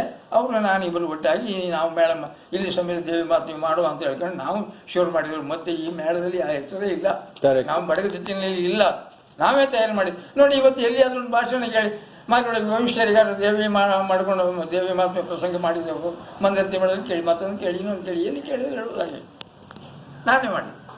ಇಷ್ಟೆಲ್ಲ ಕಾರ್ಯಕ್ರಮ ಮಾಡಿಕೊಂಡು ಮುದಿಪ್ರಾಯದಲ್ಲಿ ಸುಮ್ಮನೆ ಮನೆಯಲ್ಲಿ ಕೂತಿದ್ದೇನೆ. ಕರೆಕ್ಟ್. ಇನ್ನೇನು ಬೇಕಿತ್ತು ಹೇಳಿ. ನೋಡಿ ಸರ್, ಈಗ ಯಕ್ಷಗಾನ ಕ್ಷೇತ್ರವನ್ನು ಹೊಟ್ಟೆಪಾಡಿಗಾಗಿ ಆಯ್ಕೆ ಮಾಡುವ ಯುವಕರಿಗೆ ನಿಮ್ಮ ಸಲಹೆ ಏನು? ಅವರು ಯಾವ ಒಂದು ಮನೋಧರ್ಮದಿಂದ ಇಲ್ಲಿಗೆ ಬಂದರೆ ಅವರಿಗೂ ಒಳ್ಳೇದಾಗಬೇಕು, ಯಕ್ಷಗಾನಕ್ಕೂ ಒಳ್ಳೇದಾಗಬೇಕು. ಅದು ಹೇಗಾಗ್ತದೆ ಅವರಿಗೆ ಯಕ್ಷಗಾನದಲ್ಲಿ ಆ ಒಂದು ಆಸಕ್ತಿ ಇಲ್ಲದೆ ಇದ್ದರೆ ಅದನ್ನು ಕಲಿಯೋದು ಹೇಗೆ ಸ್ವಾಮಿ? ನೋಡಿ, ನಾನು ಗುರು, ನೀವು ಶಿಷ್ಯ ಅಂತ ಇಟ್ಕೊಳ್ಳೋ. ಕರೆಕ್ಟ್. ನಾನು ಹೀಗೆ ಆಗಬೇಕು ಅಂತ ನಾನು ನಿಮ್ಗೆ ಹೇಳ್ತೇನೆ, ಹೀಗೆ ಮಾಡಬೇಕು ಅಂತ ನಾನು ಹೇಳ್ತೇನೆ. ಆಗ ಅವನಿಗೆ ಅದರಲ್ಲಿ ಪ್ರೀತಿ ಇದ್ರೆ ಸಡನ್ನ ಬಂದುಬಿಡ್ತದೆ. ಹೌದು. ನಾನು ಅದು ಅವನಿಗೆ ಆಸಕ್ತಿ ಇಲ್ದಿದ್ರೆ ಎಂಥದ್ದು ಒಂದು ಹೊಟ್ಟೆ ಬಾಡಿಗಾಗಿ ಸಂಬಳ ಸಿಗ್ತದೆ ಇದಕ್ಕಾಗಿ ಬಂದರೆ ಅದ್ರ ಬಗ್ಗೆ ಅವನು ಗಮನ ಕೊಡುವುದಿಲ್ಲ. ಅವನಿಗೆ ಎಷ್ಟು ಹೇಳಿ ಕೊಟ್ಟರು ಅದು ಬರುವುದಿಲ್ಲ. ಅದು ಅವನಿಗೆ ಹೇಳುವುದು ಅವಲಯ ಅಂತ ಹೇಳುದು. ಅವಲಯದವ, ಅವನಿಗೆ ಲಯ ಇಲ್ಲ, ಅವಲಯದವ. ಅಂದ್ರೆ ಆಸಕ್ತಿ ಇದ್ರೆ ಮಾತ್ರ ಬರಬೇಕು ಹೊರತು ಇಲ್ಲಿದ್ರೆ ಬರ್ಲೇಬಾರ್ದು. ಅದಕ್ಕೆ ಪ್ರವೇಶ ಆಗಬಾರದು. ಯಾಕೆ ಕೇಳಿದ್ರೆ, ಉದಾಹರಣೆಗಾಗಿ ನೀವು ಅದನ್ನ ಇದು ಮಾಡಬೇಡಿ. ನಮ್ಮ ಶಾಮುಗ್ರು ಒಳ್ಳೆ ಮಾತುಗಾರರು ಕೇಳಿರ್ಬೋದು ನೀವು. ಸತ್ಯನಾರಾಯಣ ಶಾಮುಗ್ರ ತಾಳ ಮಧ್ಯಲ್ಲಾಗಲಿ ಆಡದಲ್ಲಿ ಅವ್ರು ಹೆದ್ರೆ ಇದು ಕೂಟದಲ್ಲಿ ಕೂಡಿದ್ರೆ ಅವ್ರನ್ನ ಮಾತಿನಲ್ಲಿ ಗೆಲ್ಲುವರಿದ್ದಾರೆ ಅಂತ. ಸತ್ಯನಾರಾಯಣ ಶಾಮುಗ್ರ ಅಂತ ವಾಗ್ಮಿ ಗೊತ್ತಾಯ್ತಾ? ಅಂಥವರಿಗೆ ಹೆಜ್ಜೆ ಇಲ್ಲ. ಅವ್ರು ಹೇಳಿ ಹರಿಕತೆ ಮಾಡ್ಕೊಂಡಿದ್ದವರು. ಪ್ರಾಯ ಆದಮೇಲೆ ಬಂದು ನಾವು ಓತಿ ಬೆಟ್ಟಿನ ರಾಮಾಯಣ ಮಾಡುವಾಗ ಅವ್ರನ್ನ ಕರ್ಸಿ ವೇಷಗಳಿಗೆ ಅಭ್ಯಾಸ ಮಾಡಿದ್ದು ನಮ್ಮ ಗುರುಗಳು. ಸಾಧಾರಣವಾಗಿ 60-65 ವರ್ಷ ಆಗಿದೆ. ಆವಾಗ ಎಂಥದ್ದು ಕಲಿಯುವಂಥದ್ದು ಹೀಗೆ. ಆದರೆ ಅವ್ರು ಬಂದರೆ ಅವ್ರು ಬಂದರೆ ಒಂದು ಮಾತು ಕೇಳಲಿಕ್ಕೆ ಎಷ್ಟೋ ಜನರು ಬರ್ತಾರೆ. ನಾವೊಂದು ಭಾಗದಲ್ಲಿ ಒಳ್ಳೇದು ಮಾಡಿದರೆ ಅವರೊಂದು ಭಾಗದಲ್ಲಿ ಒಳ್ಳೆದಿದ್ದಾರೆ. ಕರೆಕ್ಟ್. ನಾವು ವೇಷದಲ್ಲಿ ಒಳ್ಳೆದಾದರೆ ಅವರು ಮಾತಿನಲ್ಲಿ ಒಳ್ಳೆದಿದ್ದಾರೆ. ನಾವು ನರ್ತನದಲ್ಲಿ ಒಳ್ಳೆದಿದ್ದರೆ ಅವರು ಮತ್ತೊಂದು ಭಾಗದಲ್ಲಿ ಒಳ್ಳೆದಿದ್ದಾರೆ. ಅಂತೂ ಎಲ್ಲದೂ ಸಮ್ಮಿಶ್ರವಾಗಿ ಪ್ರತಿಯೊಂದು ಯಾರಿಗೂ ಬರುವುದಿಲ್ಲ. ಎಲ್ಲವೂ ನಾನೇ ಅಲ್ವೇ ಅಲ್ಲ. ಏನಾದರೂ ಒಂದು ಅವನಿಗೇನಾದರೂ ಕೊರತೆ ಇದ್ದೇ ಇರ್ತದೆ. ಈಗ ನನಗಾದರೂ ನಾನು ಎಂಥದೂ ಅಲ್ಲ. ನನಗೇನೋ ಒಟ್ಟಾರೆ ಮೇಲೆ ಅದು ಆಸಕ್ತಿ ಇತ್ತು. ಆ ಶಾಲೆಯಲ್ಲಿ ಬಿಟ್ಟೆ, ಕಷ್ಟಪಟ್ಟು ಕಲಿತೆ, ಇನ್ನೊಬ್ಬರು ಸೇವೆ ಮಾಡಿದೆ, ಎಲ್ಲ ಮಾಡಿ ಕಷ್ಟದ ಹಗಲು ರಾತ್ರಿ ನಿದ್ರೆ ಬಿಟ್ಟು ನಾನು ಕಲಿತೆ. ಏನು ಸಡನ್ ಒಳ್ಳೊಳ್ಳೆಯವ್ರ ಕೂಟ ಸಿಕ್ಕಿತ್ತು, ಮೇಲೆ ಬಂದೆ ನಾನು. ಒಳ್ಳೆಯವ್ರ ಕೂಟ ಸಿಕ್ಕಿದ್ರೆ ಕೆಲವರಿಗೆ ಕೂಟ, ಈ ಯಕ್ಷಗಾನದ ಕೂಟ ಎಂಥದ್ದು ಕುಡಿಯೋದು ಇಸ್ಪೆಟ್ಟಾಳ, ಇದೇ ಕೂಟ ಅಲ್ವಾ? ನನಗೆ ಇವತ್ತು ಇಸ್ಪೆಟ್ಟಾಳಿಗೆ ಬರೋದಿಲ್ಲ. ಕುಡಿದು ಹೇಗೆ ನನಗೆ ಗೊತ್ತಿಲ್ಲ. ನನ್ನ ಗುರುಗಳು ಕುಡಿಯೋರು, ನನ್ನ ಗುರುಗಳು ಇಸ್ಪೆಟ್ ಆಡುವವರು. ನನಗೆ ಬಟ್ಟೆ ಹೊಡೆಯೋ ದಿವಸಕ್ಕೆ ದುಡ್ಡು ಕೊಡೋದಿಲ್ಲ. ಯಾಕೆ ಕೊಡೋದಿಲ್ಲ? ನಾನು ಅವ್ರ ಜೊತೆಲಿ ಕುಡಿಲಿಕ್ಕೆ ಹೋಗೋದಿಲ್ಲ, ಅವ್ರ ಜೊತೆ ಇಸ್ಪೆಟ್ಟಾಳಿಗೆ ಹೋಗೋದಿಲ್ಲ. ನನ್ನ ಗುರು ಅವ್ರದ್ದೇ ಯಜಮಾನಿಕೆ. ನನಗೆ ಬಟ್ಟೆ ಮಾಡಿದ ದುಡ್ಡಿಲ್ಲ. ನೀವು ಹೇಳ್ತೀರಿ ಎಂಥ ಕಷ್ಟ ಕಾಲದಲ್ಲಿ ನನ್ನ ಕಾಲಗಳು. ಎಷ್ಟೇ ಕಷ್ಟ ಆಗಲಿ ಮನೆಯಿಂದ ಆದರೆ ತಂದೆಯವರ ಹತ್ರ ಬಂದು ತಿಂಗಳಿಗೆ 2 ಪೌಂಡ್ ಇದ್ರೆ ಸಾಕಾಗ್ತಿತ್ತು. ಅವಾಗ ಕಾಫಿ ಕುಡಿದು ಅದನ್ನು ತಗೊಂಡೋಗಿ ಅಷ್ಟು ಮಾಡಿದೆ ವಿನಃ ನಾನು ಆ ಕೂಟಕ್ಕೆ ಸಿಗಲಿಲ್ಲ. ಇವತ್ತು ನನಗೆ ಬರೋದಿಲ್ಲ. ಅದು ಯಾವುದೇ ಇಸ್ಪೆಟ್ ಆಟ ಬರೋದಿಲ್ಲ. ಸರ್, ಈಗ ಯಕ್ಷಗಾನದ ಶಾಸ್ತ್ರೀಯತೆ ಅಥವಾ ಪಾರಂಪರಿಕ ಯಕ್ಷಗಾನ ಅಥವಾ ಸಾಂಪ್ರದಾಯಿಕ ಯಕ್ಷಗಾನ ಹಾಗಂದ್ರೆ ಏನು? ಅದರ ಗುಣಲಕ್ಷಣ ಏನು? ಸಾಂಪ್ರದಾಯಿಕ ಯಕ್ಷಗಾನ ಅಂದರೆ ನಾವು ಈಗ ಕಂಡದನ್ನು ಹಿರಿಯವರು ಹೀಗೆ ಮಾಡ್ಕೊಂಡು ಬಂದಿದ್ದಾರೆ. ಕರೆಕ್ಟ್. ಮತ್ತೆ ನಮಗೆ ಅದನ್ನು ಹೊಸದಾಗಿ ಏನು ಹೇಳಲಿಕ್ಕೆ ಆಗೋದಿಲ್ಲ. ಅದನ್ನು ನೋಡಿ ಕಲಿತವ್ರು ಈಗ ಮತ್ತೊಂದು ನೋಡುವಾಗ ಹೊಸ ನಮೂನೆ ಕಾಣ್ತದೆ. ಇಷ್ಟೇ ಬದಲಾವಣೆ. ಇದು ಜನರಿಗೆ ಬೇಕಾಗಿ ಮಾಡುವಾಗ ಏನು ಹೇಳಲಿಕ್ಕೆ ಆಗೋದಿಲ್ಲ. ದುಡ್ಡು ಬೇಕಲ್ಲ. ಒಂದು ಸಂಸ್ಥೆ ನಡಿಬೇಕಾದ್ರೆ ದುಡ್ಡಾಗ್ತದೆ. ಸಂಸ್ಥೆ ಯಾಕೆ ನಡೀತದೆ? ಆದರೆ ನಮ್ಮ ಮನಸ್ಸಿಗೆ ಹಿತ ಆಗೋದಿಲ್ಲ.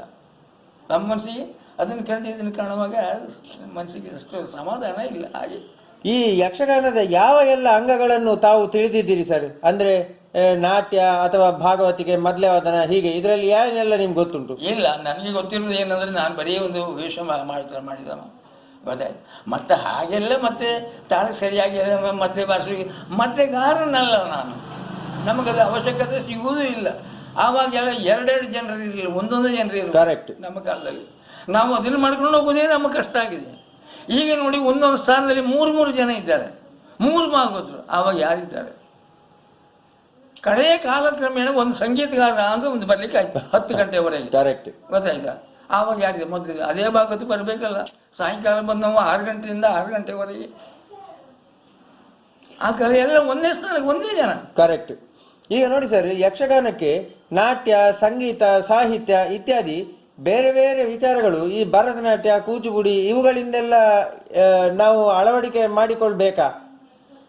ಇಲ್ಲ, ಯಕ್ಷಗಾನಕ್ಕೆ ಒಂದು ನಾವು ಕಂಡಿದ್ದ ಹೆಸರು ಕೇಳಿದ್ದೇವಿನ ಅವರ ಒಡನಾಟವೂ ಇಲ್ಲ. ಅವ್ರದ್ದು ಏನು ಗಾಳಿ ಈ ಕಡೆ ಬೀಸಿದ್ದೂ ಇಲ್ಲ. ಅಂದ್ರೆ ಯಕ್ಷಗಾನ ಅಂದ್ರೆ ಹೇಗೆ ನೀವು ಏನ್ ಮಾಡ್ತಿದ್ರಿ ಅಂತ ನಮ್ಮಲ್ಲಿ ನೋಡಿ, ಪ್ರಯಾಣದ ಕುಣಿತ ಅಂತ ಉಂಟು. ಕೆಲವರಿಗೆ ಗುರುಗಳೇ ಇಲ್ಲ. ಪ್ರಯಾಣದ ಕುಣಿತ, ಒಂದು ಊರಿಂದ ಮತ್ತೊಂದು ಊರಿಗೆ. ಈ 56 ದೇಶಗಳು ಪ್ರಯಾಣ ಮಾಡುವಾಗ, ಸೇನೆ ಹೋಗುವಾಗ ಆ ಮುಂದಿದ್ದ ಒಬ್ಬೊಬ್ಬ ಕಲಾಕಾರ ಒಳ್ಳೆ ಎಲ್ಲ ಗೊತ್ತಿದ್ದ ಹೋಗುವ ಅವನನ್ನು ನೋಡ್ಕೊಂಡು ನಾವು ಹಿಂದಿಂದ. ಕೆಲವರಿಗೆ ಗುರುಗಳೇನಿದ್ದಾರೆ? ಗುರುಗಳಿಲ್ಲ. ನಾವೇನೋ ಗುರುತ್ವ 2 ವರ್ಷ ನಾನು ಅದನ್ನು ಹಿಡ್ಕೊಂಡು ನಾನೊಬ್ಬ ಆಗಬೇಕು ಅಂದ್ರೆ ಅಷ್ಟು ಚುರುಕಿನಲ್ಲಿ ನಾನೆಲ್ಲ ವ್ಯವಸ್ಥೆ ಮಾಡಿದ್ದೇವೆ. ಮತ್ತೆ ಯಾರು ಮಾಡೋದಿದ್ದಾರೆ? ನೋಡಿ ಕಲಿಯುವುದು. ಇನ್ನು ಪ್ರಸಂಗ ಕಲಿಯುವುದಂದ್ರೆ ಹೇಗೆ ಅಂತ ಹೇಳಿದ್ರೆ ನಿಮಗೆ ಗೊತ್ತಾಯ್ತಾ? ಹೇಗೆ ನೋಡಿ, ನಮ್ದು ಕೋಡಂಗಿ ವೇಷ ಆಯ್ತಲ್ಲ, ಇಡೀ ರಾತ್ರಿ ಕೂತ್ಕೊಳ್ಬೇಕು ಆ ಚಂಡೆ ಬಾರಿಸೋಲಿ ಕೆಳಗೆ. ನಾವು ಏನಂದ್ರೆ ಕಲಿತುಕೊಳ್ಳೋದು ಅಂದ್ರೆ ರಂಗಸ್ಥಳದಲ್ಲಿ ಬೆಳಗ್ಗುವರೆಗೆ ರಾಮಕೃಷ್ಣನ ಮನೆಗೆ ಬಂದರು ಬಾಗಿಲ ತೆರೆಯುವ ಅಂಬಲ್ಲಿವರೆಗೆ ನಾವು ಕೂತ್ಕೊಳ್ಬೇಕು. ನೀವು ಹೇಳ್ತೀರಾ? ನೋಡಿ ಕಲಿಯುವುದು. ಎಲ್ಲಿ ಬೀಳಬೇಕು, ಎಲ್ಲಿ ಏಳಬೇಕು, ಯಾವ ಇದಕ್ಕೆ ಸಂದರ್ಭದಲ್ಲಿ ಎಲ್ಲಿ ನಿಲ್ಲಬೇಕು, ಅದಕ್ಕೆಲ್ಲ ಒಂದು ಸ್ಥಾನ ಉಂಟು. ಹೌದು, ಕರೆಕ್ಟ್. ಅದನ್ನು ಕಲಿಬೇಕಾದ್ರೆ ಬೆಳಗುವರೆಗೆ ಆ ಡ್ಯೂಟಿಗೆ ಬಿಡದೆ ಕೂತ್ಕೊಳ್ಳೋದು. ಡ್ಯೂಟಿಗೆ ಈ ಲೈಟ್ ಬೆಳಕು, ಹೌದು ಹೌದು, ಡ್ಯೂಟಿಗೆ ಬೆಳಕು ಆ ಕಾಲದಲ್ಲಿ ಅಲ್ಲಿ ಕೂತ್ಕೊಂಡು ಕಲಿಯೋದು ನಾವು, ನೋಡೋದೆಲ್ಲ ಅಲ್ಲಿ. ಇವತ್ತು ಕೇಳಿ ಡ್ಯೂಟಿಗೆ ಅಂದರೆ ಎಂಥದ್ದು ಕೇಳಿ ಅವ್ರಿಗೆ ಗೊತ್ತಿಲ್ಲ, ಕೂತ್ಕೊಂಡು ಎಲ್ಲಿ ಕೂತ್ಕೊಳ್ಬೇಕಂತ ಅವ್ರಿಗೆ ಗೊತ್ತಿಲ್ಲ. ಕರೆಕ್ಟ್. ಸರ್, ಈ ಪುರಾಣೇತರ ಪ್ರಸಂಗಗಳು ಅಂದ್ರೆ ಕಾಲ್ಪನಿಕ, ಸಾಮಾಜಿಕ, ಇವೆಲ್ಲ ಯಕ್ಷಗಾನಕ್ಕೆ ಪೂರಕವೇ ಅಥವಾ ಮಾರಕವಾ? ಅಂದ್ರೆ ಕೆಲವು ಪ್ರಸಂಗ ನೋಡುವಾಗ ಅದು ಮಾರಕವಾಗಿಯೇ ಉಂಟು ಅದು ಕೆಲವು. ಯಾಕಂದ್ರೆ ನಮ್ಮ ಉಪದೇಶಕ್ಕೆ, ನಮ್ಮ ಈ ಸಾಂಸಾರಿಕ ಧರ್ಮಕ್ಕೆ ಸರಿಯಾಗಿ ಇಲ್ಲ. ಬೇಡದಿದ್ದೆಲ್ಲ ಅಲ್ಲಿ ಕಂಡು ಬರ್ತದೆ. ಕರೆಕ್ಟ್. ಅದು ಮಾಡಬಾರ್ದು. ಮತ್ತೆ ಶಬ್ದಗಳು ಉಚ್ಚಾರ ಮಾಡುವಾಗ ಏನ್ ಮಾಡ್ತಾರಂತ, ಕೆಲವು ಇಂಗ್ಲಿಷ್ ಶಬ್ದಗಳು ಬರೀ ಶುರುವಾಗಿದೆ. ಕರೆಕ್ಟ್. ಇವತ್ತಿನ ವಾತಾವರಣದಲ್ಲಿ ಎಷ್ಟು ಕಡೆ ನೋಡಿದ್ದೇನೆ ನಾನು. ಯಾಕಂದ್ರೆ ನಮ್ಮ ಸೇನೆ ಹೋಗ್ಲಿ, ರೈಟ್ ಎಂತದ್ದು ಇದು ಅರ್ಥ ಉಂಟಾ? ಅಲ್ಲ, ನಜಾಡಬೇಡಿ, ನಾವು ನನಗೆ ಅಸಹ್ಯ ಆಗ್ತದೆ. ಹೌದು, ಕರೆಕ್ಟ್. ಈಗ ನಮ್ಮ ಸೇನೆ ಹೋಗ್ಲಿ ಅಂದ್ಬಿಟ್ರೆ ಮುಗೀತಲ್ಲ, ಜೊತೆಗೆ ಒಂದು ರೈಟ್ ಯಾಕೆ ಇವತ್ತಿನೊಂದು? ಅಲ್ಲ ನೋಡಿ, ಮೊನ್ನೆ ಒಂದು ಹಾಗಾಗಿ ಒಂದು ಪ್ರಕರಣ ಪೇಪರ್ನಲ್ಲಿ ಬಂದಿತ್ತು, ನೋಡಿದ್ರೆ. ಹೌದೌದು. ಯಾಕೆ ಅಧಿಕ ಪ್ರಸಂಗ? ಸೇನೆ ಹೋಗುದು ಹೋಗ್ತದೆ. ಇದು ಉಡುಪಿ ಮಠದಲ್ಲಿ ನಾನು ಕೈಗೆ ಉಂಗುರ ಹಾಕೊಂಡಿದ್ದೇನೆ, ಅದನ್ನ ಎಲ್ಲ ಸಭೆಯಲ್ಲಿ ತೋರಿಸ್ಬೇಕಲ್ಲ. ಅವನು ಪಾರ್ಬದ್ಧಾರನಿ ಹೇಳಿದಂತೆ, ಹೀಗೆ ಹೋಗಿ ಹೀಗೆ ಹೋಗಿ ಹೀಗೆ ಹೀಗೆ ಹೋಗಿ, ಅವನಿಗೆ ಸಂಬಳ ಇಲ್ಲ, ಅಲ್ಲಿ ನಿಂತ್ಕೊಂಡು ಎಲ್ಲ ಊಟಕ್ಕೆ ಹೋಗ್ತಾರಲ್ಲ, ಅವ್ರು ಎಷ್ಟು ಅವ್ರು ಹೋಗ್ತಾರೆ, ಹೀಗೆ ಹೋಗಿ ನೀವು ಹೇಳುದು ಯಾಕೆ? ಇವನ ಕೈಲಿ ಒಂದು ಉಂಗುರ ಉಂಟು ಅಂತ ಅಲ್ವಾ? ಅರ್ಥ ಮಾಡಿದ್ರೆ ನೀವು? ಈ ಉಂಗುರ ತೋರಿಸಲಿಕ್ಕೆ ಉದ್ದೇಶ ಸಂಬಳ ಇದ್ರ ಒಟ್ಟಿಗೆ ಪಾರ್ಪತ್ಯ. ಹಾಗೆ ಯಕ್ಷಗಾನದಲ್ಲಿಯೂ ಅದೇ ಸ್ಥಿತಿ ಆಗಿದೆ ಈಗ, ಗೊತ್ತಾಯ್ತಾ? ಅವ್ರ ಮಟ್ಟಿಗೆ ಅಲ್ಲ, ಇವತ್ತು ಯಕ್ಷಗಾನ ಬೇಕು, ಯಕ್ಷಗಾನ ಬೇಡ ಅಂತಲ್ಲ. ಈ ವಾತಾವರಣ ಸರಿಯಾಗಿ ಬದಲಾವಣೆ ಆಗದಿದ್ರೆ ಜನಗಳು ಬರುವುದಿಲ್ಲ, ಅದು ಸರಿ. ಇವತ್ತು ಆಗಿ ನೋಡಿ ನಾವು ಮೇಳಕ್ಕೆ ಹೋಗುವಾಗ ಏನು ಹೀಗೆ ಮಾಡಿ ನೋಡಿದರೆ, ಆ ಸಭೆಯನ್ನು ನೋಡಿದರೆ, ಆ ಕಾಫಿ ಹೋಟ್ಲು ಈಚೆ ಗರಗರೆ ಮಂಡ, ಈಚೆ ಬರೀ ಮತ್ತೊಂದು ಕಾಫಿ ಹೋಟ್ಲು, ಅಲ್ಲಿ ಬೇಳದ ಅಂಗಡಿ, ಇದು ಗೆಣಸಿನ ಅಂಗಡಿ, ಇದು ಕಡಲೆ ಅಂಗಡಿ, ಆ ಹೊರಗಿನ ಆ ಸಭೆಯ ಸುತ್ತ ಸಣ್ಣ ಸಣ್ಣದ ಚಿಮಣಿಯ ದೀಪ, ಏನು ಚಂದ ಆ ಕತ್ತಲೆಯಲ್ಲಿ, ಏನು ಚಂದ. ಇವತ್ತು ಎಲ್ಲುಂಟು? ಕರೆಕ್ಟ್. ಒಂದು ಸಾಯಂಕಾಲ 6 ಗಂಟೆ ಆದ್ಮೇಲೆ ಅಬ್ಬರ ಹಾಕಿದ್ರೆ ಮತ್ತೆ ಹೇಳಿಕೆ ಅಂತದಿಲ್ಲ. ಆ ಅಬ್ಬರ ಕೇಳಿಯೇ ಆಟಕ್ಕೆ ಹೋಗುವುದು. ಎಲ್ಲವರು ಎಲ್ಲ ಹೆಂಗರ ಕೈಯಲ್ಲಿ ಒಂದು ಗೋಣಿ ಅಥವಾ ಇನ್ನು 6 ಕಡೆ ಚಾಪೆ, ಆ ಸೆಟ್ ಹಾಕಿದ್ದು ಕೂತ್ಕೊಂಡು 6 ಗಂಟೆಯಿಂದ 6 ಗಂಟೆವರೆಗೆ ನಾವು ವೇಷ ಬಣ್ಣ ತೆಗೆಯುವವರೆಗೆ ಚೌಕಿಯಲ್ಲಿ ಬಂದು ನಿಂತ್ಕೊಂಡು ನೀವು ಎಂತ ಮಾಡ್ತಾರೆ ಅಂತ ನಮ್ಮನ್ನು ನೋಡ್ಕೊಂಡು ಹೋಗುವಂಥ ಜನಗಳು. ಈಗ ನಮ್ಮನ್ನು ಯಾರು ನೋಡ್ತಾರೆ? ಕರೆಕ್ಟ್. ಯಾರು ನೋಡ್ತಾರೆ? ಆ 12 ಪೆಟ್ಟಿಗೆ ಹೊತ್ತುಕೊಂಡು ನಮ್ಮ ಮೇಳದ ಒಂದು ಕಡೆಯಿಂದ ಮತ್ತೊಂದು ಕಡೆ ಹೋಗುವಾಗ ದೊಡ್ಡ ದೊಡ್ಡ ಪೆಟ್ಟಿಗೆ ನೀವು ನೋಡಿರ್ಬೋದು. ಹೌದೌದು, ನೋಡಿದ್ದೇನೆ. ಆ ಪೆಟ್ಟಿಗೆ ಹೊತ್ಕೊಂಡು ಹೋಗುವಾಗ ಮತ್ತೆ ನಾವೆಲ್ಲ ಒಳ್ಳೆ ಕಚ್ಚೆ ಗಿಚ್ಚೆ ಹಾಕಿ, ನಮಗೆ ಮೆಡ್ಲು ಸಿಕ್ಕಿದ್ದೆಲ್ಲ ಉಂಟಲ್ಲ, ಎಲ್ಲ ಕುತ್ತಿಗೆ ಹಾಕ್ಕೊಂಡು ಗರ್ಭ ಸುತ್ತಿನ ರುಮಾಲು, ನಮ್ಮ ಹಿರಿಯ ಕಲಾವಿದರನ್ನು ನೋಡ್ಬೇಕು, ಅವ್ರಿಗೆ ಕೋಟ್ ಹಾಕಿ ಹೋಗುವಾಗ ನಮ್ಮನ್ನು ಮದುಮಕ್ಕಳು ಹೋದ ಹಾಗೆ ನಮ್ಮನ್ನು ನೋಡ್ಲಿಕ್ಕೆ ಎಷ್ಟು ಜನ ದಾರಿ ಮೇಲೆ. ಯಾರು ನೋಡ್ತಾರೆ? ನಾವೆಲ್ಲ ಮೇಳದವರು ಬಂದ್ರೆ ಗೊತ್ತು, ಈಗ ತಲೆ ಜುಟ್ಟು ನೋಡಿದ್ರೆ ಇವರು ಮೇಳದವರು ಅಂತ. ಕರೆಕ್ಟ್. ಈಗ ಯಾರ ತಲೆಯಲ್ಲಿ ಜುಟ್ಟುಂಟು? ಕರೆಕ್ಟ್. ಕೂತ್ಕೊಳ್ಳಿ. ನನ್ನ ಅಮ್ಮ ಸತ್ತೋದ ನಂತರ ನಾನು ಜುಟ್ಟು ತೆಗೆದು ಅಲ್ಲಿವರೆಗೆ ಇತ್ತು, ಗೊತ್ತಾಯ್ತಾ? ಅಲ್ಲ, ನಾನು ಹೇಳಿದ್ದು ನಮ್ಮನ್ನು ನೋಡುವುದು ಎಷ್ಟು ಮಂದಿಗಳು. ಇವತ್ತು ಯಾರು ನಮ್ಮನ್ನು ನೋಡ್ತಾರೆ? ಒಬ್ಬ ವೇಷಧಾರಿ, ಒಬ್ಬ 2ನೇ ವೇಷಧಾರಿ ಬಂದ ಬರ್ತಾನೆ ಅಂದ್ಕೊಂಡು ಎಷ್ಟು ಗಂಭೀರ, ರಾಮಗಾಣಿಗರು ಬಂದರು, ವೀರಭದ್ರ ನಾಯಕರು ಬಂದರು. ಈಗ ಅವನು ಬಂದದ್ದೇ ಗೊತ್ತಾಗೋದಿಲ್ಲ, ಯಾಕಂದ್ರೆ ಅವನು ನಿಮ್ಮನ್ನ ಹಾಗೆ ಪ್ಯಾಂಟ್ ಶರ್ಟ್ ಹಾಕೊಂಡಿದೆ ಅಂತ ಅವನು ಇವನು ಯಾರಿಗೂ ಗೊತ್ತು. ಅಲ್ಲ, ಇದರಲ್ಲಿ ನಾನೇನು ಮತ್ಸರದಿಂದ ಹೇಳುವುದಲ್ಲ. ಹೌದು ಹೌದು. ಅಂದಿನ ಕಲೆಗೂ ಇಂದಿನ ಕಲೆಗೂ, ಅಂದಿನ ಜನಾಂಗಕ್ಕೂ ಇಂದಿನ ಜನಾಂಗಕ್ಕೂ ಇರೋ ವ್ಯತ್ಯಾಸವನ್ನು ನೀವು ಹೇಳಿದ್ದು. ಇರೋ ವ್ಯತ್ಯಾಸವನ್ನು ನೀವು ಹೇಳಿರೋದು. ಇವೇ ವ್ಯತ್ಯಾಸ ಅಷ್ಟೇ. ಈಗ ನೋಡಿ, ಒಡ್ಡೋಲಗ ಕ್ರಮಗಳು, ಆಮೇಲೆ ನೀವು ಹೇಳಿದಾಗೆ ಅದು ಪ್ರಯಾಣ ನೃತ್ಯ, ಬೇಟೆಯ ನೃತ್ಯ, ಇವೆಲ್ಲ ಮಾಯ ಆಗ್ತಾ ಇದೆ ಈಗ. ಹೋಯ್ತಿಲ್ಲ. ಇದನ್ನು ಉಳಿಸಬೇಕು ಅಂತಾದ್ರೆ ಏನು ಮಾಡಬಹುದು? ಏನು ಮಾಡ್ಬೇಕು? ಮತ್ತೆ ಪುನಃ ಮಾಡೋರು ಯಾರು? ಮಾಡಿ ತೋರಿಸೋರು ಯಾರು? ಅವನಿಗೆ ಬರುವುದಿಲ್ಲಲ್ಲ. ಅಲ್ಲಿ ಇದ್ದವನಿಗೆ ಅದು ಹೇಗೆ ಹೋಗ್ಬೇಕು ಅಂತ ಅವನಿಗೆ ಗೊತ್ತಿಲ್ಲಲ್ಲ. ಕರೆಕ್ಟ್. ಮತ್ತೆ ನೋಡಿ, ಯುದ್ಧದ ಸೀನ್ ಅಂತೇಳಿ ಒಂದು ರಥ ಹತ್ತಿ ನಿಲ್ಲೋದು ಒಬ್ಬ, ಆದರೆ ರಥ ಯಾವ ಸಂದರ್ಭದಲ್ಲಿ ಯಾವ ಪದ್ಯಕ್ಕೆ ಹತ್ತಬೇಕೆನ್ನೋದು ಗೊತ್ತಿರಬೇಕು. ರಥ ಹತ್ತುವ ಕೆಳಗಿಳಿದು ಯುದ್ಧ ಮಾಡೋದು ಹೇಗೆ ಅನ್ನೋದು ಗೊತ್ತಿರ್ಬೇಕು. ಒಂದು ತಾಮ್ರದ ಧ್ವಜಿನ ಕಾಳಗ ನೋಡಿ. ಹೌದೌದು, ಅದರಲ್ಲಿ ತುಂಬಾ ಕ್ರಮಗಳುಂಟು. ತುಂಬಾ ಕ್ರಮಗಳು ಉಂಟಲ್ಲ. ನಮ್ಮಲ್ಲಿ ಮಾತ್ರ ಬಡಗಿಂದ ಆಗಿಲ್ಲ, ಆ ತೆಂಕಿಂದ ಆಗಿಲ್ಲ. ನಮ್ಮಲ್ಲಿ ಮಾತ್ರ ಆ ಕ್ರಮ ಉಂಟು. ಇಂಥದೇ ರೀತಿಯಲ್ಲಿ ಆ ಯುದ್ಧ ಮಾಡ್ತಾ ನಮ್ಮ ಗುರುಗಳದ್ದು ಒಂದು ತಾಮ್ರಧ್ವಜನ ಕಂಡ್ರೆ ನೀವು ಇವತ್ತು ಅಂತ ಅದು ಹೇಳಿದ್ರೆ ಸಾಧ್ಯವೇ ಇಲ್ಲ. ಅಂತ ಅತಿಕಾಯ, ತಾಮ್ರಧ್ವಜ, ವೀರಭದ್ರನಾಯಕನ ದಶಾವತಾರಿ, ಅವರಿಗೆ ಎಲ್ಲ ಬರ್ತದೆ. ಚಂಡೆ ಮದ್ದೆ ಅದು ಇದು ಹಾಸ್ಯ ಪ್ರತಿಯೊಂದು. ಈಗ ಶ್ರೀವಿಷಯ ಮಾಡಬೇಕಾದ್ರೆ ಶ್ರೀವಿಷಯ ಮಾಡ್ತಾರೆ, ಅಂಥ ವಿದ್ಯಾವಂತ ವೀರಭದ್ರನಾಯಕರು ಅಂತ ಹೇಳಿದರೆ. ಈಗ ನೋಡಿ ಸರ್, ಅತಿಯಾಗಿ ಕುಣಿಯಬಾರದು ಅನ್ನುವಂತಹ ನಿರ್ಣಯ ಏನಾದರೂ ಯಾವುದಾದ್ರೂ ವೇಷಕ್ಕೆ ಉಂಟಾ? ಇಲ್ಲ ಇಲ್ಲ ಇಲ್ಲ. ಅತಿ ಕುಣಿಬಹುದು ಹಾಗಾದ್ರೆ? ಅಲ್ಲ, ಅತಿ ಆದ ಕೂಡಲೇ ಮನಸ್ಸಿಗೆ ಜನರಿಗೆ ಬೇಸರ ಬರ್ತದೆ. ಕರೆಕ್ಟ್. ನೋಡಿ ಕೂತ ಎಷ್ಟೊತ್ತರಿಗೆ ಈಗ ನಮ್ಮಲ್ಲಿ ನೋಡಿ, ಒಂದೇ ಪದ್ಯದೊಳಗೆ ಒಂದೇ ಪದ್ಯ ಎತ್ತಿದ ಪದ್ಯ ಹೇಳಿ ಮುಕ್ತ ಆಗೋದ್ರೊಳಗೆ ಅದರ ಭಾವಗಳು ಆ ಪದ್ಯದ ತಾತ್ಪರ್ಯ ಏನಿರ್ಬೋದು ಅಂತ ತೋರಿಸ್ತಾ ಇದ್ರು ನಮ್ಮ ಹಿರಿಯವರು. ಕರೆಕ್ಟ್. ಇವತ್ತು ಅದೇ ಪದ್ಯ 3 ಸಾರಿ 4 ಸಾರಿ ಆ ಮೂಲೆಯಲ್ಲಿ ಈ ಮೂಲೆಯಲ್ಲಿ ಈ ಮೂಲೆ, ಇದು ಉತ್ತರ ಕನ್ನಡದ, ನಮ್ಮಲ್ಲಿ ಇದಲ್ಲ. ಅದನ್ನೇ ಹೇಳದನ್ನೇ ಹೇಳದನ್ನೇ ಅದಕ್ಕೆ ಬೇರೆ ಬೇರೆ ಬೇರೆ ಬೇರೆ ಹೆಜ್ಜೆಗಳು. ಸದ್ದಿಲ್ಲದೆ ಮದ್ದರೆವೆನು, ಇದು ಒಂದು ಸಾರಿ ಆಯ್ತು. ಸದ್ದಿಲ್ಲದೆ ಬೇರೆ, ಅದು ಒಂದು ಸಾರಿ ಆಯ್ತು. ಈ ರೀತಿ ಬೇರೆ, ಇದು ಹೀಗೆ ಇದು ಹೀಗೆ ಇದು ಹೀಗೆ ಅಲ್ಲ, ಅದಕ್ಕೆ ಭಾವ ಇಷ್ಟೇ ಅಲ್ವಾ? ಸದ್ದು ಇಲ್ಲದೆ ಮತ್ತೆ ಅರಿತೇನೆ ಅನ್ನುವ ತಾತ್ಪರ್ಯ ಒಂದೇ ಅಲ್ಲ. ಹೌದು. ಅರ್ಥ ಇದಕ್ಕೆ ನಾವು ಇದು ಮಾಡೋದಲ್ಲ. 3 ದೇವರುಗಳನ್ನು ಮಾಡ್ತಿದ್ರು ಆ ಕಾಲದಲ್ಲಿ, ಗೌರವದಲ್ಲಿ ಮಾಡ್ತಿದ್ರು. ಸದ್ದಿಲ್ಲದೆ ಮದ್ದರವೇನು ಆಯ್ತು, ಮುಗ್ದ. ಇದು ಹಂಗಲ್ಲ, 25 ಸಾರಿಯೂ ಅದು ಅರವೇನು ಆಗ್ತದೆ. ನಮಗೆ ಬೇಕಾಗ್ತದೆ, ಬೇರೆಯವರಿಗೆ ಗೊತ್ತಿಲ್ಲ. ಹೌದು. ಈಗ ನೋಡಿ ಸರ್, ಹಿಮ್ಮೇಳಕ್ಕೆ ಸರಿಯಾಗಿ ಕುಣಿಯುವುದಾ ಅಥವಾ ನಾಟ್ಯದ ಹೆಜ್ಜೆಯನ್ನು ಗಮನಿಸಿಕೊಂಡು ಹಿಮ್ಮೇಳ ಬಡಿಯುವುದಾ? ಹಿಮ್ಮೇಳ ಅಲ್ಲಿ ನೋಡಿ, ಹಿಮ್ಮೇಳದ ಪದ್ಯ ಎತ್ತಿದ ಅಂತ ಇಟ್ಕೊಳ್ಳುವ. ಎಂದು ಜನ ಮೋಹನದ ರೂಪವ ಅಂದು ತಾಳು ಹಿಡಿಂಬೆ, ಅಲ್ಲಿಗೆ ಪ್ರವೇಶ ಅಂತ ಆಯ್ತು. ಕರೆಕ್ಟ್. ಆಯ್ತಾ? ಆ ಪ್ರವೇಶ ಇದು ಬಿಟ್ಟರು, ನಮಗೆ ಕೊಟ್ಟರು ಅವರು. ಕರೆಕ್ಟ್. ಇಷ್ಟು ಮಾಡಿ ನಮಗೆ ಕೊಟ್ಟರು. ಅಲ್ಲಿ ನಾವು ಭಾಗವತ ಸನ್ನಿಧ ಇಷ್ಟು ಬಂದು ಭಾಗವತರ ಬುಡಕ್ಕೆ ಬಂದಂತ ನಿಲ್ಲಬೇಕು ಅಂತ ಲೆಕ್ಕ. ಅಲ್ಲಿಗೆ ಆಯ್ತು. ಮತ್ತೆ ಪುನಃ ಪದ್ಯ ಎತ್ತಿದ್ರು. ಅದಕ್ಕೆ ಬೇಕಾದ ಪದ್ಯಗಳೆಲ್ಲ ಮಧ್ಯಗಳೆಲ್ಲ ಹೇಳುವಾಗ ನಮ್ಮ ಬೇಕಾದ ರೀತಿಯಲ್ಲಿ ನಾವು ಅದನ್ನು ಮಾಡುವಂಥದ್ದು. ಅಂದ್ರೆ ಹಿಮ್ಮೇಳಕ್ಕೆ ಸರಿಯಾಗಿ ಮುಮ್ಮೇಳ ಇರಬೇಕು. ಮುಮ್ಮೇಳ ಇರಬೇಕು. ನಮ್ಮನ್ನು ನೋಡ್ಕೊಳ್ತಾರೆ ಅವರು. ನಾವು ಏನು ಮಾಡ್ತೇವೆ ಅಂದ್ರೆ ಹಿಮ್ಮೇಳದ ನೋಡ್ತಾರೆ, ನಮ್ಗೆ ಅನುಕೂಲವಾಗಿ ಇರ್ತಾರೆ ಅವರು. ಅತಿ ಮಾಡಿ ಅದಾದ ಕೂಡ ಏನಾದ್ರು ಬೇಜಾರು ಬರ್ತದೆ. ಕರೆಕ್ಟ್. ಸರ್, ಈಗ ಇಷ್ಟೊಳಗೆ ಚಂದ ಮಾಡಿ ತೋರಿಸೋದಿಲ್ಲ ಇತ್ತ, ಹಿಡಿಂಬೆ ಮಾಡಿ ಕೊಕ್ಕರಣಿ ಹಿಡಿಂಬೆ ಅಂತ ಹೇಳಿದ್ರೆ ಅಂತ ಹಿಡಿಂಬೆ. ಕರೆಕ್ಟ್.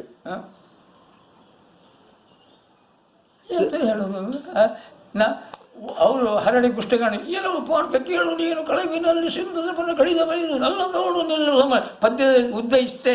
ಕರೆಕ್ಟ್. ಅಷ್ಟೊಳಗೆ ಮಾಡಿ ತೋರಿಸ್ತೀವಿ ಅಲ್ಲ. ನಾವು ತಿಳ್ಕೊಳ್ಬೇಕು, ಭಾಷೆ ಬರೆದಿದ್ದವ್ರು ಮೂಕನ ಹತ್ರ ಮಾತಾಡಿದೆ, ಇದು ಹೀಗೆ ಅಂತ. ಪದ್ಯ ಉದ್ದ ಅಷ್ಟೇ. ಅದು ಯಾರು ನೋಡು ಏನು ಚಕ್ಕ ಪಕ್ಕ ಮಿಂಚು, ಇದೆಲ್ಲ ಕಸುಬು. ಹೇಳಿ ತೋರಿಸೋದಲ್ಲ, ಮಾಡಿ ತೋರಿಸು. ಕರೆಕ್ಟ್. ಸರ್, ಈಗ ಸ್ತ್ರೀ ವೇಷದ ಸ್ವಭಾವ ಏನು, ಅದು ಹೇಗಿರ್ಬೇಕು? ಸ್ತ್ರೀ ವೇಷ ಅಂದರೆ ನಮ್ಮ ಕಾಲದಲ್ಲಿ 20 ಮೊಳದ ಸೀರೆ ಇತ್ತು. ನಾನು ಮೇಳಕ್ಕೆ ಹೋಗುವಾಗ ಮೇಳದಲ್ಲಿ ಬಹಳ ಕಷ್ಟ. ಹೌದು ಹೌದು. ಆ ಕಾಲದಲ್ಲಿ ಪೀಠಿಗೆ ಶ್ರೀವೇಶ ಅಂತ 2 ಶ್ರೀವೇಶಗಳು ಮಂಗಲಾಂಗಿನ ಇಬ್ಬರು ಬರ್ತಾರೆ. ಹೌದು, ಕರೆಕ್ಟ್. ಹೌದು. ಅದು ಕೃಷ್ಣನಿಗೆ ಸಂಬಂಧಪಟ್ಟ ಪದ್ಯಗಳನ್ನು ಹಾಡಿ ನರ್ತನ ಮಾಡುವಂಥ ಒಂದು ಕ್ರಮಗಳು. ಅದಾದಮೇಲೆ ಮತ್ತೆ ವೇಷಭೂಷಗಳು, ಪ್ರಭಾವತಿ ಈ ಒಂದು ಪ್ರಸಂಗಗಳು. ಸುಧರ್ಮ ಕಾಳಗ ಇವಳು ಯಾರು, ಕೋಲೆ ತಂಗಿ, ಸುಗರ್ಬೆ ತಾಯಿ, ಕರೆಕ್ಟ್, ಪ್ರಭಾವತಿ ಹೆಂಡತಿ. ಹಾಗಾದ್ರೆ ಇದು 3 ಸ್ಥಾನಗಳು ಬೇಕಲ್ಲ. ಹಾಗಾದ್ರೆ ಇವತ್ತು ತಂಗಿ ಅಂದೇಳಿ ಗವನ ಹಾಕ್ಲಿಕ್ಕೆ ಆಗ್ತದ? ಕರೆಕ್ಟ್. ಸಣ್ಣ ಕಿರಿಗೆ ವಸ್ತು ಉಂಟು, ಹೀಗೆ ಹಾಕಿದ್ವಿ. ಅಲ್ಲಿ ಸಣ್ಣ ಶ್ರೀವಿಷ 3ನೇ ಶ್ರೀವಿಷ ಮಾಡುವ ಹೆಸರವನಿಗೆ ಅವ ಆ ಸೀರೆ ಸಣ್ಣ ಕಿರಿಗೆಯನ್ನು ಉಟ್ಕೊಂಡು ಬಂದು ವೇಷ ಮಾಡೋದು. ತಾಯಿ ಸುಗರ್ಬೆ ಆವಾಗ 20 ಮೊಳದ ಸೀರೆಯನ್ನು ಕಚ್ಚಿ ಹಾಕಿ, ಕರೆಕ್ಟ್, ಕಚ್ಚಿ ಹಾಕಿ ಸೆರಗಾಗಿ ಅದು ಯಾರು ತಾಯಿ. ಕರೆಕ್ಟ್. ಪ್ರಮಾವತಿ ಬರುವಾಗ ಬರೇ ಒಂದು ಎದುರು ನರಿಗೆ ಇಲ್ಲಿ ಒಂದು ಬಡ್ಡಿ ಆಣೆಗಳು ಕರೆಕ್ಟ್. ಇದು ಇಟ್ಕೊಂಡು ಇದಕ್ಕೆ 3ಕ್ಕೆ 3 ಭೇದಗಳು ನೀವು ನೋಡಿದ್ರಿ ಅಲ್ಲ. ಹೌದು. ಮತ್ತೆ ಯಾವ ಪ್ರಸಂಗ ನೀವು ನೋಡಿ ಎಲ್ಲದಕ್ಕೆ ಒಂದೇ ನಮೂನಿ. ಹೀಗೆ ಇತ್ತು ಹಿಂದೆ. ಕೈಕೆ ಮಾಡಿದಾಗ ಹಾಗೆ, ಸುಮಿತ್ರೆ ಮಾಡಿದವಾಗ ಹೇಗೆ, ಸೀತೆ ಮಾಡಿದವಾಗ ಹೇಗೆ ಉಡುಗೆ ತೊಡುಗೆ ಅದು ಇತ್ತು. ಈಗ ಹೋಯ್ತು. ಸೀರೆಗಳಿಲ್ಲ, 20 ಮೊಳ ಸೀರೆ. ಈಗ ಸೀರೆ ಅಷ್ಟು ದೊಡ್ಡದು ಇಲ್ಲ, ಉಂಟು. ಈ ಕಷ ಹಾಕಲಿ ಈಗ ವೀರವೇಷಕ್ಕೆ ಶ್ರೀವೇಷ ವೀರವೇಷ ಉಂಟಲ್ಲ, ಆ ಕಷ ಹಾಕಲಿಕ್ಕೆ ಅಷ್ಟೇ ದೊಡ್ಡದು ಬೇಕು. ಈಗ ಅದಕ್ಕೆ ಬದಲು ಮಾಡ್ಕೊಂಡಿದ್ದಾರೆ, ಸಿಕ್ಕುವುದಿಲ್ಲ ಅಂತ ಎಂತ ಸುರುಗೋಲೆ ಅಂತ ಮಾಡಿದ್ದಾರೆ. ಈಗ ಸಿಗ್ತದಲ್ಲ ಒಂದು ರೆಡಿಮೇಡ್. ಹೌದು, ರೆಡಿಮೇಡ್ ಅಂತ ಸಿಗ್ತದೆ, ಅದನ್ನು ಮಾಡಿಕೊಂಡು ಮಾಡಿ. ಇಂಥ ಕಾಲ ಬಂದದೆ. ಯಾವಾಗ ಏನು ಮಾಡೋದು? ಈಗ ನೋಡಿ, ಸ್ತ್ರೀ ವೇಷದಲ್ಲಿ ಬೇರೆ ಬೇರೆ ಬೇರೆ ಬೇರೆ ಬೇರೆ ಬೇರೆ ಪಾತ್ರಗಳನ್ನು ನಿರ್ವಹಿಸುವಾಗ ಎದುರಾಗುವ ಸವಾಲುಗಳೇನು? ಎದುರಾಗುವ ಸವಾಲುಗಳಂದ್ರೆ 2-3 ನಮ್ಮನೆಯಲ್ಲಿ ಉಂಟು ನೋಡಿ. ಒಂದು ವಿರೋಧಿ ಸ್ಥಾನದಲ್ಲಿ ನಿಂತುಕೊಂಡು ಸವಾಲು ಮಾಡುವಂಥದ್ದು, ವಿರೋಧ ಸ್ವಭಾವ. ಇನ್ನೊಂದು ಸಂಭಾಷಣೆ ಲಾಲಿತ್ಯದಿಂದ, ಸಂತೋಷದಿಂದ. ಕರೆಕ್ಟ್. ಸಂತೋಷವಾಗಿ ಮಾತಾಡುವಾಗ ಒಂದು ಇದೇ ರೀತಿ ಸ್ವರ ಬಾರುವ ಒಂದು ರೀತಿ, ಮಾತುಗಾರಿಕೆ ನಡೆಯುವ ಒಂದು ರೀತಿ. ವೀರಾವೇಶ ಮಾಡಿದವಾಗ ಅದು ಸಾಧಾರಣ ಮಟ್ಟಿಗೆ ಏನಂದ್ರೆ ಗಂಡಸರ ಮಟ್ಟಕ್ಕೆ ಮುಡ್ತದ. ಕರೆಕ್ಟ್. ಈಗ ಸ್ತ್ರೀ ವೇಷ ಮಾಡುವವರಿಗೆ ಸ್ವರ ಸ್ತ್ರೀಯರ ಹಾಗೆ ಇರಬೇಕು, ಹಾಗೇನಾದ್ರೂ ಉಂಟಾ? ಹಾಗೇನು ಇಲ್ಲ. ಆದ್ರೆ ಗಂಡಸಾಗಿ ಹುಟ್ಟಿದವನೇ ಕೆಲವರಿಗೆ ಇರಬಹುದು. ಹುಟ್ಟಿದವನೇ ಇದನ್ನ ಅವ ಮಾಡುವಂಥ ವೇಷವೇ ಅದೇ ಒಳ್ಳೆಯದು ಅಂತಾದ್ರೆ, ಅದೊಂದು ಅಂಗ ಸ್ವಲ್ಪ ವಿಭಿನ್ನವಾಗಿ ಕಂಡ್ರೆ ಅದನ್ನು ಅಳವಡಿಸಿಕೊಳ್ಳಬೇಕು, ಜೀರ್ಣ ಮಾಡಿಕೊಳ್ಬೇಕು. ಆ ಸ್ವರವನ್ನ ಮಾಡಿಕೊಳ್ಬೇಕು, ಅಡಗಿಸಿ ಇದ್ದದನ್ನು ಬಿಟ್ಟು ಅದನ್ನ ಹೊಸದಾಗಿ ಬರುವಾಗ ನಾವು ಪ್ರಯತ್ನ ಮಾಡಬೇಕು. ಪ್ರಯತ್ನ ಹೇಗಂತ ಹೇಳಿದ್ರೆ, ಈಗ ಕೈಕೆ ಮಾಡಿದವಾಗ ಗಡ್ಸಾಗಿ ಮಾತಾಡಬೇಕು, ಆವಾಗ ಆ ಸ್ವರ ಬಿಟ್ಟು ಮಾತಾಡಬೇಕು. ಕರೆಕ್ಟ್. ಅದೇ ವೇಷವನ್ನು ನಾವು ಶ್ರೀವೇಷ ಮಾಡಿದಾಗ ಸೀತಾಗಿ ಮಾತಾಡಬೇಕು, ಕಣ್ಣೀರಾಗಿ ಮಾತಾಡಬೇಕು. ಆ ಕಣ್ಣೀರಾಗಿ ಮಾಡುವ ಆ ಸ್ವರ ಬಾರವನ್ನು ಅಯ್ಯೋ ಅಯ್ಯೋ ಮೋಹದ ಕಂದ ಏನಾದೆಯೋ ಗುಣ. ಈ ನಮೂನೆಲ್ಲ ಪದ್ಯ ಬರುವಾಗ ನಾವು ಅದೇ ನಮೂನೆ ಮಾಡಬೇಕಲ್ಲ. ಅರ್ಥ ಆಯ್ತು ನಿಮಗೆ? ಕರೆಕ್ಟ್. ನಮ್ಮ ಸ್ವರ ದೊಡ್ಡದಿರಬಹುದು, ನಾವು ಅದನ್ನು ಕಡಿತ ಮಾಡಬೇಕು. ಕರೆಕ್ಟ್. ಈಗ ನೋಡಿ ಸರ್, ಸ್ತ್ರೀ ವೇಷ ಪ್ರಧಾನವಾಗಿರುವಂತಹ ಪ್ರಸಂಗಗಳಲ್ಲಿ ಈ ಅರ್ಥಗಾರಿಕೆಯ ಸೊಬಗನ್ನು ಹೆಚ್ಚಿಸುವ ಬಗೆ ಹೇಗೆ? ಅದು ಪುರಾಣ ಓದಿಯೇ ಕಲಿತುಕೊಳ್ಬೇಕು. ಪುರಾಣ ಒಂದು ಪ್ರಸಿದ್ಧಿ, ಒಂದೇ ಒಂದು ಪುಸ್ತಕ ಓದಿದ್ರೆ ಆಗುದಿಲ್ಲ, ಹಲವು ಪುಸ್ತಕಗಳು ಓದಬೇಕು, ಹಲವರ ಒಡನಾಟ ಬರಬೇಕು. ನಿಮ್ಮಿಂದ ಹತ್ರ ಮಾತಾಡುವಾಗ ಇದೇ ಪದ್ಯಕ್ಕೆ ಎಂಥದ್ದು ಹೊಸ ವಿಷಯ ನನಗೆ ಸಿಗ್ಬಹುದು. ಇದೇ ಪದ್ಯ ಮತ್ತೊಬ್ಬರ ಹತ್ರ ಮಾತಾಡುವಾಗ ಅವನ ಹತ್ರ ಒಂದು ಹೊಸ ವಿಷಯ ಅವನ ಹತ್ರ ಇರ್ತದೆ, ಅದು ಸಿಗ್ತದೆ. ಕರೆಕ್ಟ್. ಅರ್ಥ ಆಯ್ತು? ಅದನ್ನೆಲ್ಲ ನಾನು ಒಟ್ಟಿಗೆ ಸಂಗ್ರಹ ಮಾಡಬೇಕು. ಹೌದು, ಅದನ್ನು ನನಗೆ ಬೇಕಾದ ಸಂದರ್ಭದಲ್ಲಿ ಚಲಾಯಿಸಬೇಕು. ನೋಡಿ ಸರ್, ಈಗ ಬೇರೆ ಬೇರೆ ಕಲಾ ಪ್ರಕಾರದ ಸ್ತ್ರೀ ವೇಷಗಳು, ಸ್ತ್ರೀ ಪಾತ್ರಗಳು, ಅದೇ ಆಗ ನಾನು ಹೇಳಿದಾಗೆ ಭರತನಾಟ್ಯ, ಕೂಚಿಪುಡಿ, ಅದರದ್ದೆಲ್ಲ ನಾವು ಅಂಶಗಳನ್ನು ಯಕ್ಷಗಾನಕ್ಕೆ ಅಳವಡಿಸಿಕೊಳ್ಳುವುದು ಸರಿಯಾ ತಪ್ಪ? ನನಗೆ ನೀವು ಕೇಳಿದ ಪ್ರಶ್ನೆ ಉತ್ತರ ಕೊಡುವುದು ಬಹಳ ಕಷ್ಟ ಆಗಿದೆ. ಯಾಕಂದ್ರೆ ಕೂಚಿಪುಡಿ ನಾನು ನೋಡ್ಲಿಲ್ಲ. ನಾನು ನೋಡಿದ್ದೆ ಅಲ್ಲ, ಸತ್ಯ ಹೇಳ್ತೇನೆ. ನಾನು ನೋಡಿದ್ರೆ ತೆಂಕಿಂದ ಒಂದು ಮಾತ್ರ ನೋಡಿದ್ದೆ, ಬಡಗಿಂದ ನೋಡಿದ್ದೇನೆ ವಿನಃ ಇದೆಲ್ಲ ನೋಡ್ಲಿಕ್ಕೆ ನಮಗೆ ಅವಕಾಶ ಆಗುವುದಿಲ್ಲ. ಎಲ್ಲಿಯಾರು ಒಂದು ದೊಡ್ಡ ಒಂದು ಈ ಊರಿಗೆ ಬರುವುದೂ ಇಲ್ಲ. ಭಾರತದ ಕಾಲ ಹೇಳುವುದು ನಾವು ಕೇಳ್ತೇವೆ ಅನ್ನೋದು ಏನೊಂದು ಗೊತ್ತಿದೆ, ನಾವು ಏನು ಉತ್ತರ ಕೊಡ್ತೀವಿ? ಕರೆಕ್ಟ್. ಅದು ಭಾರಿ ಒಳ್ಳೆಯ ಉತ್ತರ. ಈಗ ನೋಡಿ ಸರ್, ಸಂಗೀತದ ಆಲಾಪನೆ, ಆಮೇಲೆ ಉದ್ದ ಉದ್ದ ಪದಗಳು, ಇದು ಯಕ್ಷಗಾನಕ್ಕೆ ಎಷ್ಟು ಒಳ್ಳೆಯದು? ಅದು ಒಳ್ಳೇದು ಕೆಟ್ಟದ್ದು ಯಾರಿಗೆ ಬಿಟ್ಟಿದೆ ಗೊತ್ತುಂಟು. ಅದು ನೋಡುವ ಸಭೆಗರಿಗೆ ಅದು ಸಂತೋಷವಾಗಿದ್ರೆ ಮತ್ತೆ ಯಾಕೆ ಸುಮ್ಮನೆ ಇರಬೇಕು?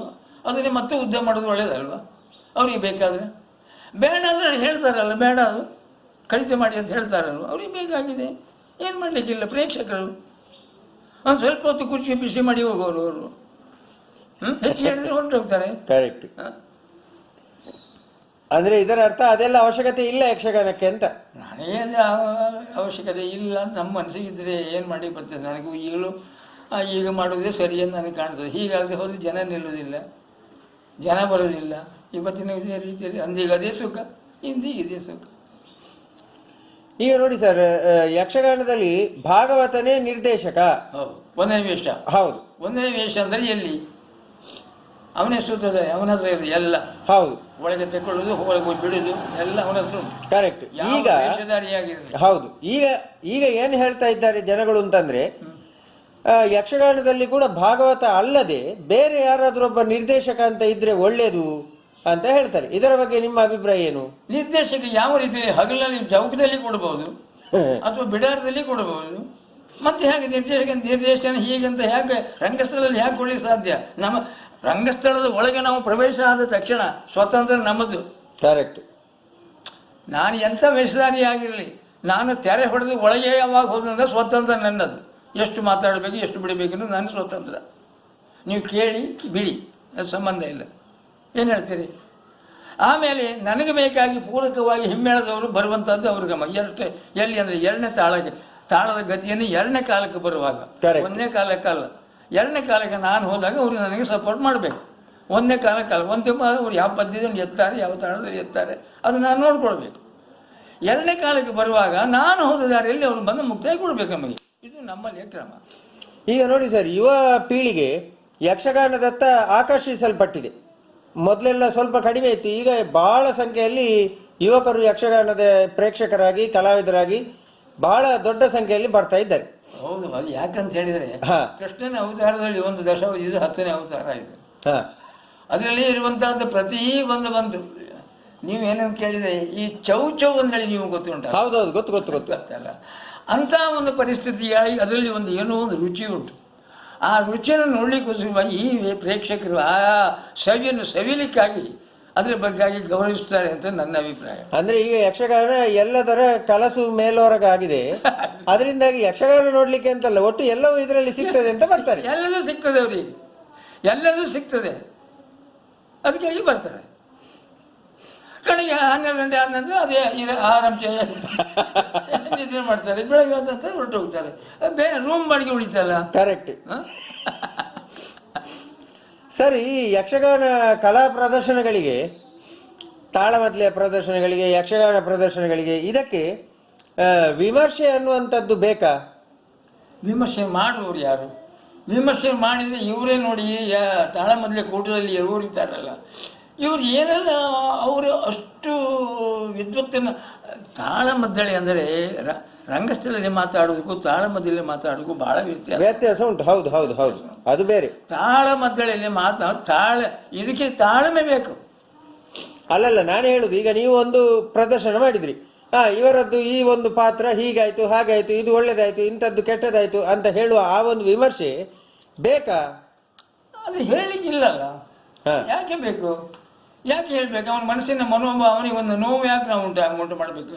ಅಲ್ಲ, ನನ್ನ ಅಭಿಪ್ರಾಯ ಏನು, ಅವನಿಗೊಂದು ಸ್ಥಾನ ಕೊಟ್ಟಿದ್ದೇವೆ, ನೀವು ಏನು ಹೇಳಿದ ಅದು ನಾವು ಸಂತೋಷ ಕರೆದಿದ್ದೇವಲ್ಲ, ಕರೆದವನು ಅವನು ಕಳಿಸಿಕೊಡಲ್ವರೆಗೆ ಗೌರವಿಸುವುದು ನಮ್ಮ ಸಂಕಲ್ಪ. ಅಷ್ಟು ರೀತಿ ಬೇರೆ ಅವನಿಗೆ ಏನಾದರೂ ಒಂದು ತೊಂದರೆ ಕೊಡು, ನೀವೇನೇನು ಯಾಕೆ ಕರೆಸಿತ್ತಂತ ಹೀಗೆಲ್ಲ ಹೇಳುವುದಲ್ಲ. ಮತ್ತೊಂದು ಕಡೆಯಲ್ಲಿ ಅವನು ಕರೆದ್ರೆ ಬರೋದಿಲ್ಲ. ಆಗ ಆ ಕೂಟದ ಕ್ರಮವೇ ಬೇರೆ. ಈ ದಶಾವತಾರ ಯಕ್ಷಗಾನದ ಕೂಟದ ಈ ವೇಷಧಾರಿಗಳ ಕೂಟವೇ ಬೇರೆ. ಅದಕ್ಕೂ ಇದಕ್ಕೂ ಯಾವ ಅದೆಲ್ಲ ವಿದ್ಯಾಸಂಸ್ಥೆ ದೊಡ್ಡದದು. ಅದಕ್ಕೆ ನಾವು ಈಗ ನೋಡಿ, ಏನು ಯಕ್ಷಗಾನ ವೈಭವ, ಯಕ್ಷಗಾನ ನಾಟ್ಯ ವೈಭವ. ಫ್ಯಾನ್ ಬೇಡವಾ? ಇಲ್ಲ, ಒಂದ್ ಸೆಕೆಂಡ್ ಇರೀರಿ. ಬೇಡ, ಇರೀರಿ. ಇತ್ತೀಚೆಗೆ ಯಕ್ಷಗಾನ ವೈಭವ, ಯಕ್ಷಗಾನ ನಾಟ್ಯ ವೈಭವ ಅಂತ ಶುರುವಾಗಿದೆ. ಮಾತಿಲ್ಲ, ಖಾಲಿ ಡ್ಯಾನ್ಸ್ ಪ್ರೋಗ್ರಾಮ್ ತರ. ಆಮೇಲೆ ಇನ್ನೊಂದು ಕೇವಲ ಹಾಡಿನ ಪ್ರೋಗ್ರಾಮ್, ಸಂಗೀತ ಕಚೇರಿಯ ಹಾಗೆ. ಇದರ ಬಗ್ಗೆ ನಿಮ್ಮ ಅಭಿಪ್ರಾಯ ಏನು ಸರ್? ಅಲ್ಲ, ಮಾಡುವುದು ತಪ್ಪಲ್ಲ, ಅದು ಮಾಡಬೇಕಾದ ನ್ಯಾಯವೇ. ಆದರೆ ನಮಗೆ ಮಾತ್ರ ಕೇಳುವವರಿಗೆ ಕೆಲವರಿಗೆ ಅದು ಸಂತೋಷ ಆಗ್ತದೆ, ಅವರಿಗೆ ಬೇಕು ಅನಿಸ್ತದೆ. ನಾವು ಬಾಳೆಯನ್ನು ಹಳೆಯವರಾದ ನಮಗೆ ಅದೆಲ್ಲ ನಾವು ಕೇಳಿದವರಲ್ಲ, ನಮಗೆ ಅದು ಗೊತ್ತಿಲ್ಲ. ಆವಾಗ ಅದೇ ಪದ್ಯ, ಹಾಗಂತ ಪದ್ಯ ಅದೇ ಕರೆಕ್ಟ್, ನಾವು ಆಕಾರದಲ್ಲಿ ಹಾಡುವ ಪದ್ಯವನ್ನೇ ಇವರು ಹೇಳ್ತಾರೆ ಕರೆಕ್ಟ್. ಆದರೆ ಅಂದಿಗೂ ಇಂದಿಗೂ ಇರುವಂಥ ವ್ಯತ್ಯಾಸಗಳು. ಇದು ಯಾಕೆ ಹೀಗೆ ಅವರು ಹಾಡ್ತಾರೆ ಅಂದರೆ ನಮ್ಮ ಕಿವಿಗೆ ಅದು ಅಷ್ಟೊಂದು ಸೊಗಸಾಗಿ ಕಾಣುವುದಿಲ್ಲ. ಕರೆಕ್ಟ್. ಅಂದರೆ ಯಕ್ಷಗಾನಕ್ಕೆ ಆದರೆ ಹೇಳಿದರೆ ಅದು ಜನರಿಗೆ ಅದು ಒಪ್ಪಿಕೊಳ್ಳಿಕ್ಕಿಲ್ಲ, ಬೇಸರ ಆದೀತು. ನಾವು ಹೇಳುವುದಿಲ್ಲ, ಮನಸ್ಸಿನೊಳಗೆ ಒಂದು ಮನರೋಗ. ಅಯ್ಯೋ, ಪದ್ಯ ಅದೇ ಯಾವುದು ನಮ್ಮ ಬಾಲಾಪ್ಯದಲ್ಲಿ ಯಾವ ಪದ್ಯಗಳಲ್ಲಿ ನಾವು ಕೇಳಿತ್ತೋ ಅದೇ ಪದ್ಯನ ಇವತ್ತು ಅವನು ಹೇಳ್ತಾ ಇದ್ದರು. ಆ ಪದ್ಯಗಳು ಹೇಳುವಂಥ ಹೋಗುವ ದಾಟಿ ಅಂತ ನಮ್ಮಲ್ಲಿ ಹೇಳುವಂಥ ಒಂದು ಕ್ರಮ ಉಂಟು. ಕರೆಕ್ಟ್. ಅದಕ್ಕೆ ಹೆಸರು ಪದ್ಯದ ದಾಟಿ. ಆ ರೀತಿಯಲ್ಲಿ ಹಿಂದೆ ನಾವು ಕೇಳಿದ್ದಿಲ್ಲ. ನಮಗೆ ಅಷ್ಟೊಂದು ಸೊಗಸಾಗಿ ಕಾಣೋದಿಲ್ಲ. ಯಾಕೆ ಇವರು ಹೀಗೆ ಮಾಡ್ತಾರೆ ಅಂತ ಕಾಣ್ತದೆ ಅಷ್ಟೇ. ಸರ್, ಈಗ ಹೆಣ್ಣು ಮಕ್ಕಳು ಆಮೇಲೆ ಮಕ್ಕಳು ಯಕ್ಷಗಾನ ಕ್ಷೇತ್ರಕ್ಕೆ ಬಂದಿದ್ದಾರೆ. ಅದರಿಂದ ಬಹಳಷ್ಟು ಹೆಣ್ಣು ಮಕ್ಕಳ ಯಕ್ಷಗಾನ ಕಾರ್ಯಕ್ರಮಗಳು, ಮಕ್ಕಳ ಯಕ್ಷಗಾನ ಕಾರ್ಯಕ್ರಮಗಳು ಇವೆಲ್ಲ ನಡೀತಾ ಇದೆ. ಇದರ ಬಗ್ಗೆ ತಮ್ಮ ಅಭಿಪ್ರಾಯ ಏನು? ನಾನು ನಿವೃತ್ತ ಕಲಾವಿದ ನನ್ನ ಮನೆಯಲ್ಲಿ ಕೂತ್ಕೊಂಡಾಗ ನನಗೆ ಸ್ವಲ್ಪ ಮನಸ್ಸಿಗೆ ಸ್ವಲ್ಪ ಬೇಸರ ಆಗ್ತಾ ಇತ್ತು. ಕೂಟದಲ್ಲಿ ಇದ್ದವಲ್ವ ನಾನು, ಕರೆಕ್ಟ್, ಬಿಟ್ಟು ಆವಾಗ ನನ್ನ ಮನಸ್ಸಿಗೆ ನನ್ನ ಮನೆಯಲ್ಲಿ ಇದೇ ಜಾಗ, ಇದೇ ಸ್ಥಳ, ರಂಗಸ್ಥಳವೂ ಇದೆ, ಗೊತ್ತಾಯ್ತಾ? ಇಲ್ಲಿ ಕೂತ್ಕೊಂಡು ನಮಗೆ ಕಾಲೇಜಿಗೆ ಹೋಗೋ ಹುಡುಗಿಯರಿದ್ದಾರಲ್ಲ, ಹೌದು, ಎಲ್ಲವರಲ್ಲ, ನಮ್ಮ ಪೈಕಿಯವರು, ನಮ್ಮ ಸ್ವಜಾತಿಯವರು ಪೂರ ಕಾಲೇಜಿಗೆ ಹೋಗುವಂಥ ಹುಡುಗರು 4 ಗಂಟೆ ನಂತರ ಮನೆ ಬರ್ತಾರೆ. ಆವಾಗ ನಾನು ಆ ಹುಡುಗಿಯರಲ್ಲಿ ದೇವಸ್ಥಾನ ಇರುವ ಸಾಯಂಕಾಲ ಹೊತ್ತಿ ಬರ್ತಾರೆ ಅವರು. ಅವರಿಗೆಲ್ಲ ಒಂದು ದಿವಸ ಉಪದೇಶ ಕೊಡ್ತೇವೆ ನಾವು, ಹೀಗೆ ನೀವೆಲ್ಲ ಬರ್ತೀರಲ್ಲ 8 ಗಂಟೆ ಒಳಗೆ ನಿಮ್ಮನ್ನು ಬಿಟ್ಟು ಕೊಡ್ತೇವೆ. ಒಂದು 8 ಗಂಟೆವರೆಗೆ ನಾವು ಸ್ವಲ್ಪ ಕ್ಲಾಸ್ ಮಾಡುವ, ಯಕ್ಷಗಾನ ಕ್ಲಾಸ್ ಮಾಡುವ. ನನ್ನ ಮಕ್ಕಳು 2 ಅದರಲ್ಲಿ ಈಗ ಇಲ್ಲಿ ಬಂದಾಗ ಅವಳು ವಿಷಯ ಮಾಡ್ತಾಳೆ, ಮತ್ತೊಬ್ಬಳು ಸಸ್ಯ, ಮತ್ತೊಬ್ಬಳು ಈಗ ಬಂದಿದ್ದು ಕೊಲ್ಲೂರಿಗೆ ಹೋಗಿದ್ದಾಳು ಅವಳು ಮೈರಾಣು ಈರಾಣು ಅತಿಕಾಯಿ ಎಲ್ಲ ಮಾಡ್ತಾಳೆ ನನ್ನ ಮಗಳು. ನಮ್ಮದು ಹಿಂದಿನ ನಡೆ, ಇವತ್ತಿನ ನಡೆ. ಹೌದು, ನಮ್ಮ ಗುರು ವೀರಭದ್ರ ನಾಯ್ಕರು ಹೇಗೆ ಮಾಡ್ತಿದ್ರು ಅದೇ 8 ವರ್ಷ ಕಾಲ ಮಾಡಿದೆ, ಹೇಳಿಕೊಟ್ಟು. ಎಲ್ಲಿಂದ ಶುರು? ಪಾಂಡವರ ಒಡ್ಡೋಲಗಿಂದ ಶುರು. ಸ್ವಾಮಿ ನೀವು ಹೋಗ್ತೀರಾ? ಪಾಂಡವರ ಒಡ್ಡೋಲಗ ಅಂತೇಳಿ ಒಂದಿತ್ತು ಹಿಂದೆ, ಕರೆಕ್ಟ್, ಕೇಳಿದ್ರಾ? ಹೌದು. ಹಾಗಂದ್ರೆ ರಾಮಾಯಣದಲ್ಲಿ ರಾಮನ ಒಡ್ಡೋಲಗ, ರಾಮಾಯಣದ ಒಡ್ಡೋಲಗ ಅಂತ ಇರಲಿಲ್ಲ. ಪಟ್ಟಾಭಿಷೇಕ ಪ್ರಸಂಗ ಆಗುವಾಗ ಏನಿತ್ತು? ಎಷ್ಟು ವೇಷ ಒಡ್ಡೋಲಗ ಅದರಲ್ಲಿ ಉಂಟು, ನಮ್ಮದು ಇದರಲ್ಲೆಲ್ಲ ಉಂಟು. ನಾವು ಕೇಳಿದ್ರು ಅಲ್ಲಿ 4 ವೇಷದ ಒಡ್ಡೋಲಗ. ಅರ್ಥ ಮಾಡಿಕೊಳ್ಳಿ. ನಮ್ಮ ಎಲ್ಲಿ ನಾನು ಕೋಡಂಗೆ ಮಾಡುವಾಗ 4 ವೇಷ, ರಾಮ ಲಕ್ಷ್ಮಣ ಭರತ ಶತ್ರುಘ್ನ. ಪಾಂಡವರು ಈಗ ಮಹಾಭಾರತ ಕಥೆ ಶುರುವಾದರೆ 5 ವೇಷ, ಧರ್ಮರಾಯ, ಭೀಮ, ಅರ್ಜುನ, ನಕುಲ, ಸಾಧು, 5 ಜನ. ಇದು ಪಾಂಡವರ ಡೋಲ್ಗ ಅಂತ ಹೆಸರು. ಇದು ಪ್ರತೀತಿಯಲ್ಲಿ ಇದು ಮುಂದುವರಿತಾ ಬಂತು. ಅದು ರಾಮಾಯಣ ಪ್ರಸಂಗ ಆಗುವುದು ಬಹಳ ಕಡಿಮೆ. ಈ ಮಹಾಭಾರತದ ಕಥೆಯ ಪ್ರಸಂಗ ಆಗುವುದು ಬಹಳ ಹೆಚ್ಚಿಗೆ. ಆ ಪ್ರಸಂಗ ನಮ್ಮಲ್ಲಿ ಚಾಲ್ತಿಯಲ್ಲಿ ಇರುವುದು ಅಂತ ಹೇಳಿದ್ರೆ ವಾಲಿ ಸುಗ್ರೀವ ಕಾಳಗ, ಪಟ್ಟಾಭಿಷೇಕ, ಅಂಗದ ಸಂಧಾನ, ಗೊತ್ತಾಯ್ತಾ? ಇನ್ನು ಅತಿಕಾಯ ಕಾಳಗ, ಇಂತಿಂಥ ಪ್ರಸಂಗಗಳು ಮಾತ್ರ ಚಾಲ್ತಿಯಲ್ಲಿತ್ತು. ಲವಕುಶ ಕಾಳಗ ಇದು ಚಾಲ್ತಿಯಲ್ಲಿ. ಈ ಮಹಾಭಾರತದಲ್ಲಿ ಎಲ್ಲ ಪ್ರಸಂಗಗಳು, ಎಲ್ಲ ಕಥೆಗಳು ಸಮೇತ ಇದರಲ್ಲಿ ಚಾಲ್ತಿಯಲ್ಲಿ ಮುಂದೋಗಿದೆ. ಅದಕ್ಕೆ ಮುನ್ನಡೆಯಾಗಿ ನಾವು ಇಟ್ಟುಕೊಂಡ್ರೆ ಪಾಂಡವರ ಒಡ್ಡೋಲಗ ಅಂತ. ಈ ಪಾಂಡವರ ಒಡ್ಡೋಲಗವೇ ಒಂದು ರೀತಿಯಾದ ಎಂಥೊಂದು ರೀತಿಯಲ್ಲಿ ನಡ್ಕೊಂಡು ಬಂದಿದೆ. ಈಗ ಅದಿಲ್ಲ, ಪೀಠಿಗೆ ಸನ್ನಿವೇಶ ಇಲ್ಲ. ಗಣಪತಿಯನ್ನು ಹೇಗೋ ತರ್ತಾರೆ ರಂಗಸ್ಥಳಕ್ಕೆ, ಅದು ಇಲ್ಲ. ಸಭಾಲಕ್ಷಣ ಹೇಳುವ ಒಂದು ಸಂಗೀತಗಾರನಿಗೆ ಅವನಿಗೆ ಬೇಕಾದ್ರೆ ಬೇಕು, ಬೇಡದ್ರೆ ಬೇಡ. ಇವತ್ತು ಪೀಠಿಗೆ ಶ್ರೀ ವಿಶ್ವ ಮತ್ತೊಂದು ಸಂಗೀತ ಯಾಕೆ 2-3 ಭಾಗವತರು ಯಾಕೆ ಬೇಕು ಅಂತ ಎಂತ ಹೇಳಲಿಕ್ಕೆ ಆಗೋದಿಲ್ಲ. ಈ ಭರವಸೆ ಯಕ್ಷಗಾನ ಕಲಾವಿದರು ಯಕ್ಷಗಾನ ವಲಯದಲ್ಲಿ ರೂಪುಗೊಳ್ತಾ ಇದ್ದಾರೆಯಾ? ಯಾರು ಅಂದ್ರೆ ಒಳ್ಳೆಯ ಕಲಾವಿದರು ಈಗಲೂ ಯಕ್ಷಗಾನ ವಲಯದಲ್ಲಿ ಇದ್ದಾರಾ? ಜೀವಿತದಲ್ಲಿದ್ದಾರೆ. ಅಲ್ಲಲ್ಲ, ಈಗ ಯಕ್ಷಗಾನ ಕಲೆ ನಡೀತಾ ಉಂಟಲ್ಲ, ಈಗ ಒಳ್ಳೊಳ್ಳೆ ಕಲಾವಿದರು ಅಂತ ಯಾರಾದ್ರೂ ಇದ್ದಾರೆ ನಿಮ್ಗೆ? ಇದ್ದಾರೆ. ನಮ್ಮಿಂದ ಹೆಚ್ಚಿನವರು ಇದ್ದಾರೆ. ನಮ್ಮದು ಏನೂ ಅಲ್ಲ. ನಾನು ಹೇಳೋದಿದ್ರೆ ನಾವೆಲ್ಲ ಸ್ವಲ್ಪ ಏನಂತ ಹೇಳಿದರೆ, ಹಿಂದಿನ ಕಾಲದ ಜನರಿಗೆ ಬೇಕಾಗುವಂಥ ರೀತಿಯಲ್ಲಿ ನಮ್ಮ ನಡೆ ನುಡಿಗಳೆಲ್ಲ ಇತ್ತು. ಇವತ್ತು ಹಾಗಲ್ಲ, ವಿದ್ಯಾವಂತರಾಗಿದ್ದಾರೆ. ನಾನು ಕಲಿತದ್ದು 4ನೇ ಕ್ಲಾಸು, ಆದರೆ ನನಗೆ ಮಹಾಭಾರತ ರಾಮಾಯಣ ಓದಲಿಕ್ಕೆ ಬರ್ತಿತ್ತು. ಇವತ್ತು 8ನೇ ಕ್ಲಾಸ್ ಕಲಿತವನಿಗೆ ಯಾವುದು ಬ ಯಾವುದು ಬರೋದಿಲ್ಲ. ವಿದ್ಯೆಗೆ ಆವತ್ತಿದ್ದು ಇವತ್ತಿದ್ದು ಭಾಳ ಅಭ್ಯಂತರ ಉಂಟು. ನಾವು ಅತಿ ಕಷ್ಟದಲ್ಲಿ ಕಲಿತದ್ದು.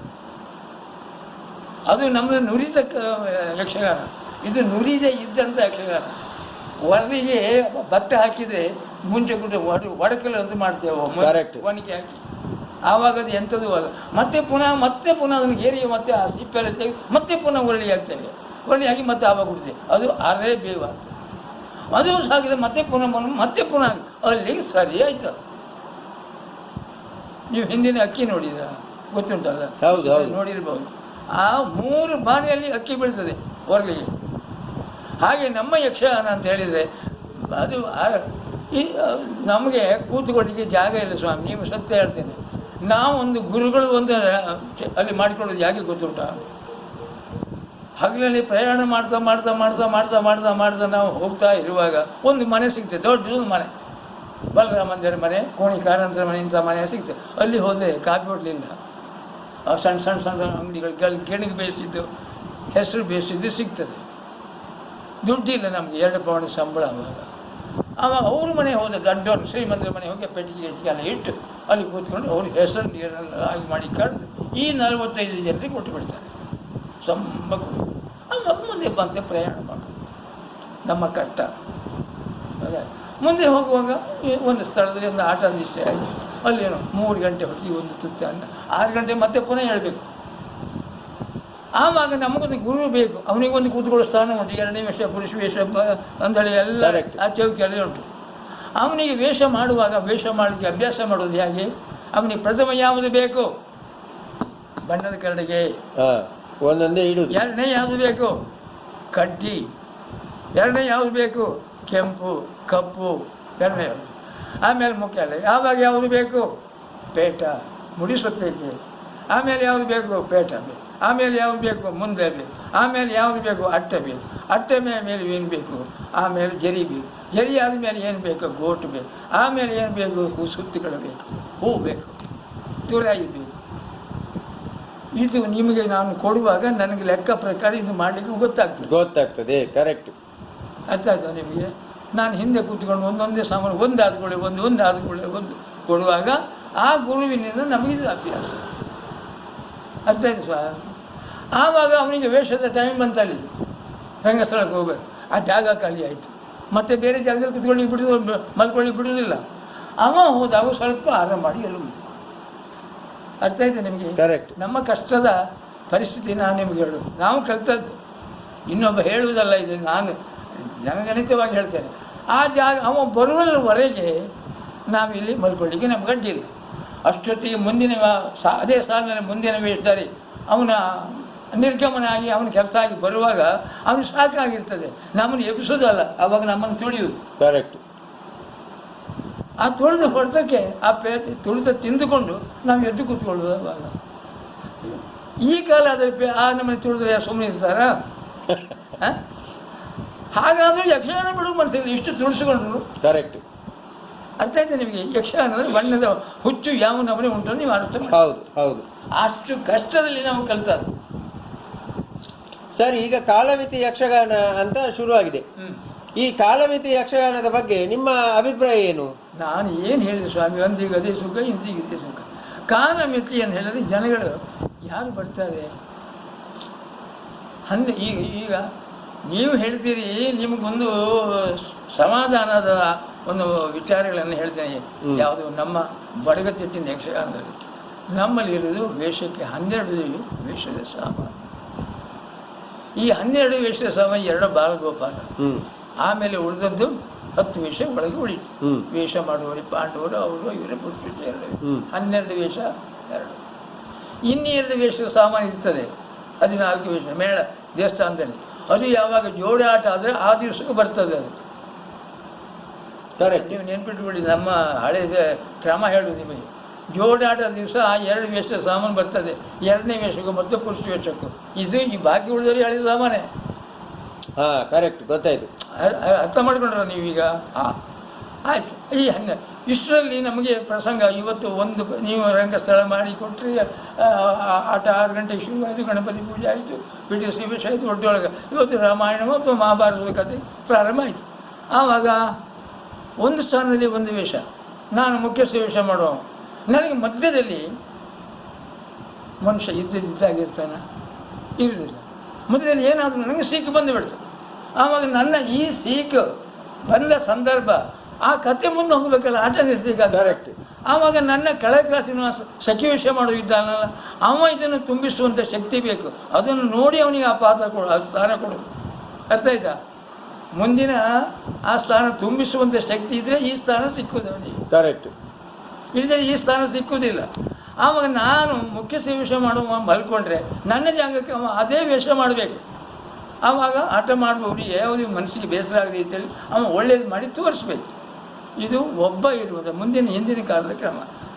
ಇವತ್ತು ಒಂದು ಪ್ರಸಂಗ ಆದ ಒಂದು ವೇಷ ಮಾಡಿದ್ರೆ ಗಾಡಿ ತಗೊಂಡೆ ಮನೆ ಹೋದ, ಸೀದಾ ಮನೆಗೆ. ನಾಳೆ ಬೆಳಿಗ್ಗೆ ಎಲ್ಲ ಆಟಿಗೆ ಬಂದ, ಗಾಡಿ ಉಂಟು. ಬೆಳಕುವರೆಗೆ ಹೊರಗೆ ಹೋಗ್ಲಿಕ್ಕಿಲ್ಲ. ಹಿಂದೆ ಗಣಪತಿ ಪೂಜೆ ಆಗುವಾಗ ಬಂದು ಹೋಗಿದ್ರೆ, ಗಣಪತಿ ಪೂಜೆ ಆಗಬೇಕಿದ್ರೆ ಬರಬೇಕು. ಗಣಪತಿ ಪೂಜೆ ಆದ ನಂತರ ಹೊರಗೆ ನಮ್ಮ ಮಟ್ಟಿಗೆ ಬರಬೇಕು. ಕರೆಕ್ಟ್. ವಿನಾ ಮನೆ ಹೋಗ್ಲಿಕ್ಕಿಲ್ಲ. ಮನೆಗೆ ಹೋದರೆ ರಜೆ ಮಾಡಿದರೆ ನಮಗೆ 100 ರೂಪಾಯಿ ಸಂಬಳ, ನಮಗೆ ಇಡೀ 6 ತಿಂಗಳಿಗೆ ಆದರೆ 200 ರೂಪಾಯಿ ದಂಡ ಒಂದು ದಿವಸಕ್ಕೆ. ಒಂದು ದಿವಸ ಸಂಬಳ ಅಲ್ಲ, 200 ರೂಪಾಯಿ ಒಂದು ದುಗಾಣೆ ನಮಗೆ ಜುಲ್ಮ. ಇದು ನಾವು ಮಾಡಿದಂಥ, ನಾವು ಕಲಿತಂಥ. ಕರೆಕ್ಟ್. ಅಂದರೆ ನಾನು ಕೇಳುದು, ಈಗ ಇಡೀ ರಾತ್ರಿ ಆಟ ಅಲ್ಲದೆ 6 ಗಂಟೆಯಿಂದ 11 ಗಂಟೆವರೆಗೆ ಆಟ ಆಗ್ತದಲ್ಲ, ಇದರ ಬಗ್ಗೆ ನಿಮ್ಮ ಅಭಿಪ್ರಾಯ ಏನು? ನನ್ನ ಅಭಿಪ್ರಾಯ ನಾನು ಹೇಳಿದ್ನಲ್ಲ, ಅದಕ್ಕೆ ಏನು ಹೇಳಿ ಬರುವುದಿಲ್ಲ. ಇವತ್ತಿನ ಜನರಿಗೆ ಬೇಕಾದಷ್ಟೇ. ಅದರಿಂದ ಹೆಚ್ಚಿನ ನಿದ್ರೆ ಬಿಡುವಂಥ ವ್ಯವಧಾನ ಅವರಿಗಿಲ್ಲ. ಮುಂಚೆ ನಮ್ಮ ಹರಕೆ ಆಟ, ಇದಕ್ಕೆ ಏನಂತ ಹೇಳ್ತಿದೆ, ಹರಕೆ ಆಟಗಳು ಅಂತ ಈ ಮೇಳಕ್ಕೆ 4-5 ಮೇಳಗಳು ಆಯ್ತು. ಯಾಕೆ ಹರಕೆ? ಹರಕೆ ಅಂದರೆ ಮಂದಿರತೆ ಮೇಳ ಒಂದೇ ಇತ್ತಲ್ಲ ಮೊದಲು, ಕರೆಕ್ಟ್. ಕಚೇರಿ ಒಂದೇ ಇತ್ತಲ್ಲ. ಹೌದು. ಈಗ ಹರಕೆ ಹೆಚ್ಚಾದದಕ್ಕಲ್ವಾ. ಹರಕೆ ಅಂದರೆ ಏನು? ಹರಕೆ ಅಂದರೆ ಏನು? ಬೆಳಿಗ್ಗೆ ಗಣಪತಿ ಪೂಜೆ 6 ಗಂಟೆಗೆ ಗಣಪತಿ ಪೂಜೆ ಆದಂಥ ಆ ಡ್ಯೂಟಿಗೆ ಬೆಳಕು ಆ ರಂಗಸ್ಥಳಕ್ಕೆ ಹೋಗ್ಬೇಕು. ಕರೆಕ್ಟ್.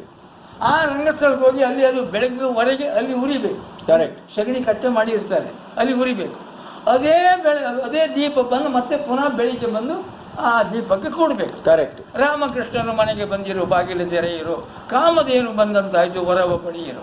ಈ ಪದ್ಯಗಳನ್ನು ಭಾಗವತ ಹೇಳ್ತಾ ಬರುವಾಗ ಆ ದೀಪ ಹೋಗಿ ಇಲ್ಲಿ ಗಜಮುಖದ ಬಗ್ಗೆ ಗಣಪತಿ ಈ ಪದ್ಯ ಹೇಳಿಬಿಟ್ರೆ ಆವಾಗ ಅವ್ನು ಹೇಳಿಕೊಂಡ ಹರಕೆ. ಆಮೇಲೆ ನಾವು ಪ್ರಸಾದ ಕೊಡುವಾಗ ನೋಡಿ, ಇಷ್ಟು ವರ್ಷ ನಿಮ್ಮ ಮಕ್ಕಳಿಲ್ಲ, ಮರಿಗಳಿಲ್ಲ, ಏನೋ ಈಗ ದೇವರು ಸಂತಾನ ಕೊಟ್ಟಿದ್ದಾನೆ, ನಿಮ್ಮ ಹರಕೆಯಲ್ಲಿ ಸಂದಾಯ ಆಯಿತು, ಇನ್ನು ಮುಂದೆ ನಿಮ್ಮ ಕುಟುಂಬದಲ್ಲಿ ಯಾವ ಥರವಾದ ರುಜಿರುಗಳು ಬಾರದ ರೀತಿಯಲ್ಲಿ ಆ ಗಣಪತಿ ಮಹಾಸ್ವಾಮಿ, ಆ ಚಂಡಿಕಾ ಪರಮೇಶ್ವರಿ ಅಥವಾ ಇನ್ನು ದುರ್ಗಾ ಪರಮೇಶ್ವರಿ ನಿಮಗೆ ನಿಮ್ಮ ಕುಟುಂಬಕ್ಕೆ ಎಲ್ಲ ಸೌಭಾಗ್ಯ ಶ್ರೀ ಸಂಪತ್ತಿನೆಲ್ಲ ಕೊಡಲಿ ಅಂತ ನಾವು ಆ ಪ್ರಸಾದ ಕೊಡ್ತೇವೆ. ಕರೆಕ್ಟ್. ಇದು ಬೆಳಿಗ್ಗೆ. ಈಗ ಮಧ್ಯರಾತ್ರಿಗಳು ನಿದ್ದೆ ಕಂಡು ಎದ್ಕೊಂಡು ಸೀದಾ ಎದ್ಕೊಂಡು ಇದು ತಗೊಳ್ಳಿ ಈ ಪ್ರಸಾದ ಕೊಡುವುದಕ್ಕೆ ನನ್ನ ಮೆಚ್ಚಿಗೆ, ನಾನು ಇದಕ್ಕೆ ಹೆಚ್ಚಿಗೆ ಏನು ಹೇಳುವುದಿಲ್ಲ. ನನ್ನನ್ನು ಕೇಳಬೇಡಿ ನೀವು. ಯಕ್ಷಗಾನದ ನೋಡಿ, ಇದುವರೆಗೆ ಯಕ್ಷಗಾನ ಒಳ್ಳೆಯ ರೀತಿಯಲ್ಲಿ ಉಳಿದು ಬೆಳೆದಿದೆ. ಇನ್ನು ಮುಂದಕ್ಕೆ ಉಳಿಸಿ ಬೆಳೆಸಬೇಕಾದ ಹೊಣೆ ಯಾರದ್ದು ಸರ್? ಇದು ಬೆಳೆಸಿ ಉಳಿಸಬೇಕು. ದೇವಸ್ಥಾನದವರಿಗೆ ಅದರ ಉತ್ಪತ್ತಿ ಬೇಕಾಗಿದೆ, ದೇವಸ್ಥಾನದವರಿಗೆ. ಕಲಾವಿದರಿಗೆ ಸಂಬಳ ಬೇಕಾಗಿದೆ. ಕರೆಕ್ಟ್. ಅಭ್ಯಾಸ ಮಾಡಿದವನಿಗೆ ಒಂದು ಉದ್ಯೋಗ ಮಾಡಬೇಕಾದ್ರೆ ದೇವಸ್ಥಾನದ ಮೇಳ ಬೇಕೇ ಬೇಕಲ್ಲ. ಕರೆಕ್ಟ್. ಅವರಿಬ್ಬರು ಸಮ್ಮಿಶ್ರವಾಗಿ ಹೊಂದಾಣಿಕೆಯಿಂದ ಈ ಪ್ರಯತ್ನ ನಡೆಸಿಕೊಂಡು ಹೋಗಬೇಕು. ಮತ್ತೆ ಯಾರು ಬರ್ತಾರೆ ಇದಕ್ಕೆ? ಕರೆಕ್ಟ್. ಬೇರೆ ಯಾರಿಗೆ ಸಂಬಂಧಪಟ್ಟದಲ್ಲ. ಈಗ ನೀವು ನಮ್ಮ ಮನೆಗೆ ಬಂದಾಗ ನಾನು ಇಷ್ಟು ಮಾತಾಡಿದೆ, ನೀವು ಬಾರದಿದ್ದರೆ ನಿಮ್ಮ ಹತ್ರ ನಾನು ಮಾತಾಡ್ತೇನೆ.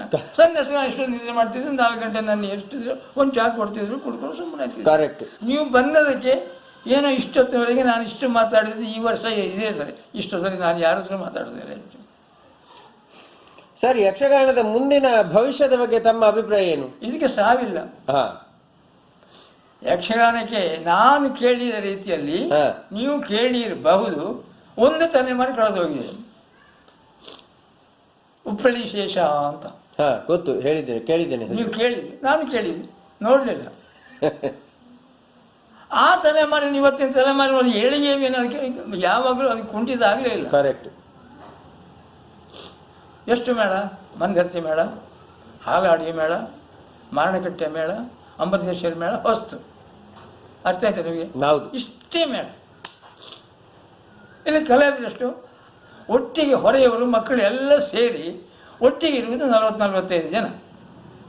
12 ಹೊರೆ ಮಕ್ಕಳು, ಅವಾಗ ಕಲಿಯುವ ಮಕ್ಕಳು ಹೆಚ್ಚು ಮೊದಲ ಮೇಳ. ಈಗ ಮಕ್ಕಳು ಇಲ್ಲ. ಬಾಲಗೋಪಾಲ ನೋಡಿ, ನೀವು ಆಟ ನೋಡಿ, ಈಗ ಬಾಲಗೋಪಾಲ ಇಲ್ಲ, ಪಿಡಿ ಶ್ರೀವೇಶ ಇಲ್ಲ, ಪ್ರಸಂಗವೇ ಈಗ ಶುರು. ಹೌದು, ಯಾರೂ ಇಲ್ಲ. ಕಲಿಯೋದಿದ್ರೆ ಉಂಟಲ್ಲ, ಉಡುಪಿಯಲ್ಲಿ ಕೇಂದ್ರ ಅಲ್ಲಿ ಇಲ್ಲಿ ಎಲ್ಲ ಉಂಟಲ್ಲ, ಅಲ್ಲಿ ಹೋಗಿ ಏನೋ ಕಲ್ತ್ಕೊಂಡು ಬರ್ತಾರೆ. ಮತ್ತು ಇನ್ನೊಂದು ಏನಂತ ಹೇಳಿದರೆ ಕೊರತೆ, ಆ ಬರುವ ಹುಡುಗಿ ನಾವು ನೋಡಿ ಎಲ್ಲ ಹಿಂದೆ ನಡೆದ ವಿಷಯಗಳು ನೀವು ಪ್ರಶ್ನೆ ಮಾಡಿದರೆ ನಾನು ಕೋಡಿಂಗಿಂದ ಶುರು ಮಾಡಿ ನೀವು ಕೇಳಿದರೆ ಎಲ್ಲ ಹೇಳ್ತೇನೆ. ಅವ್ರ ಹತ್ರ ಕೇಳಿದರೆ ಹೇಳಲಿಕ್ಕೆ ಅದು ಅವ್ರಿಗೆ ಬರುವುದಿಲ್ಲ. ಯಾವುದು ಆದಮೇಲೆ ಯಾವುದು, ಯಾವುದು ಆದಮೇಲೆ ಯಾವುದು, ಅದು ಬರುವುದಿಲ್ಲ ಅವರಿಗೆ. ಪ್ರಸಂಗವೂ ಹಾಗೆ, ಯಾವ ವಿಷಯಗಳು ಯಾವ ರೀತಿಯಲ್ಲಿ ಮಾಡಬೇಕು, ಹೇಗೆ ಮಾಡಬೇಕು ಅದು ಇದು ಗೊತ್ತಿಲ್ಲ. ಅವರು ಮಾಡೋದು ಅವ್ರು ಮಾಡ್ತಾರೆ.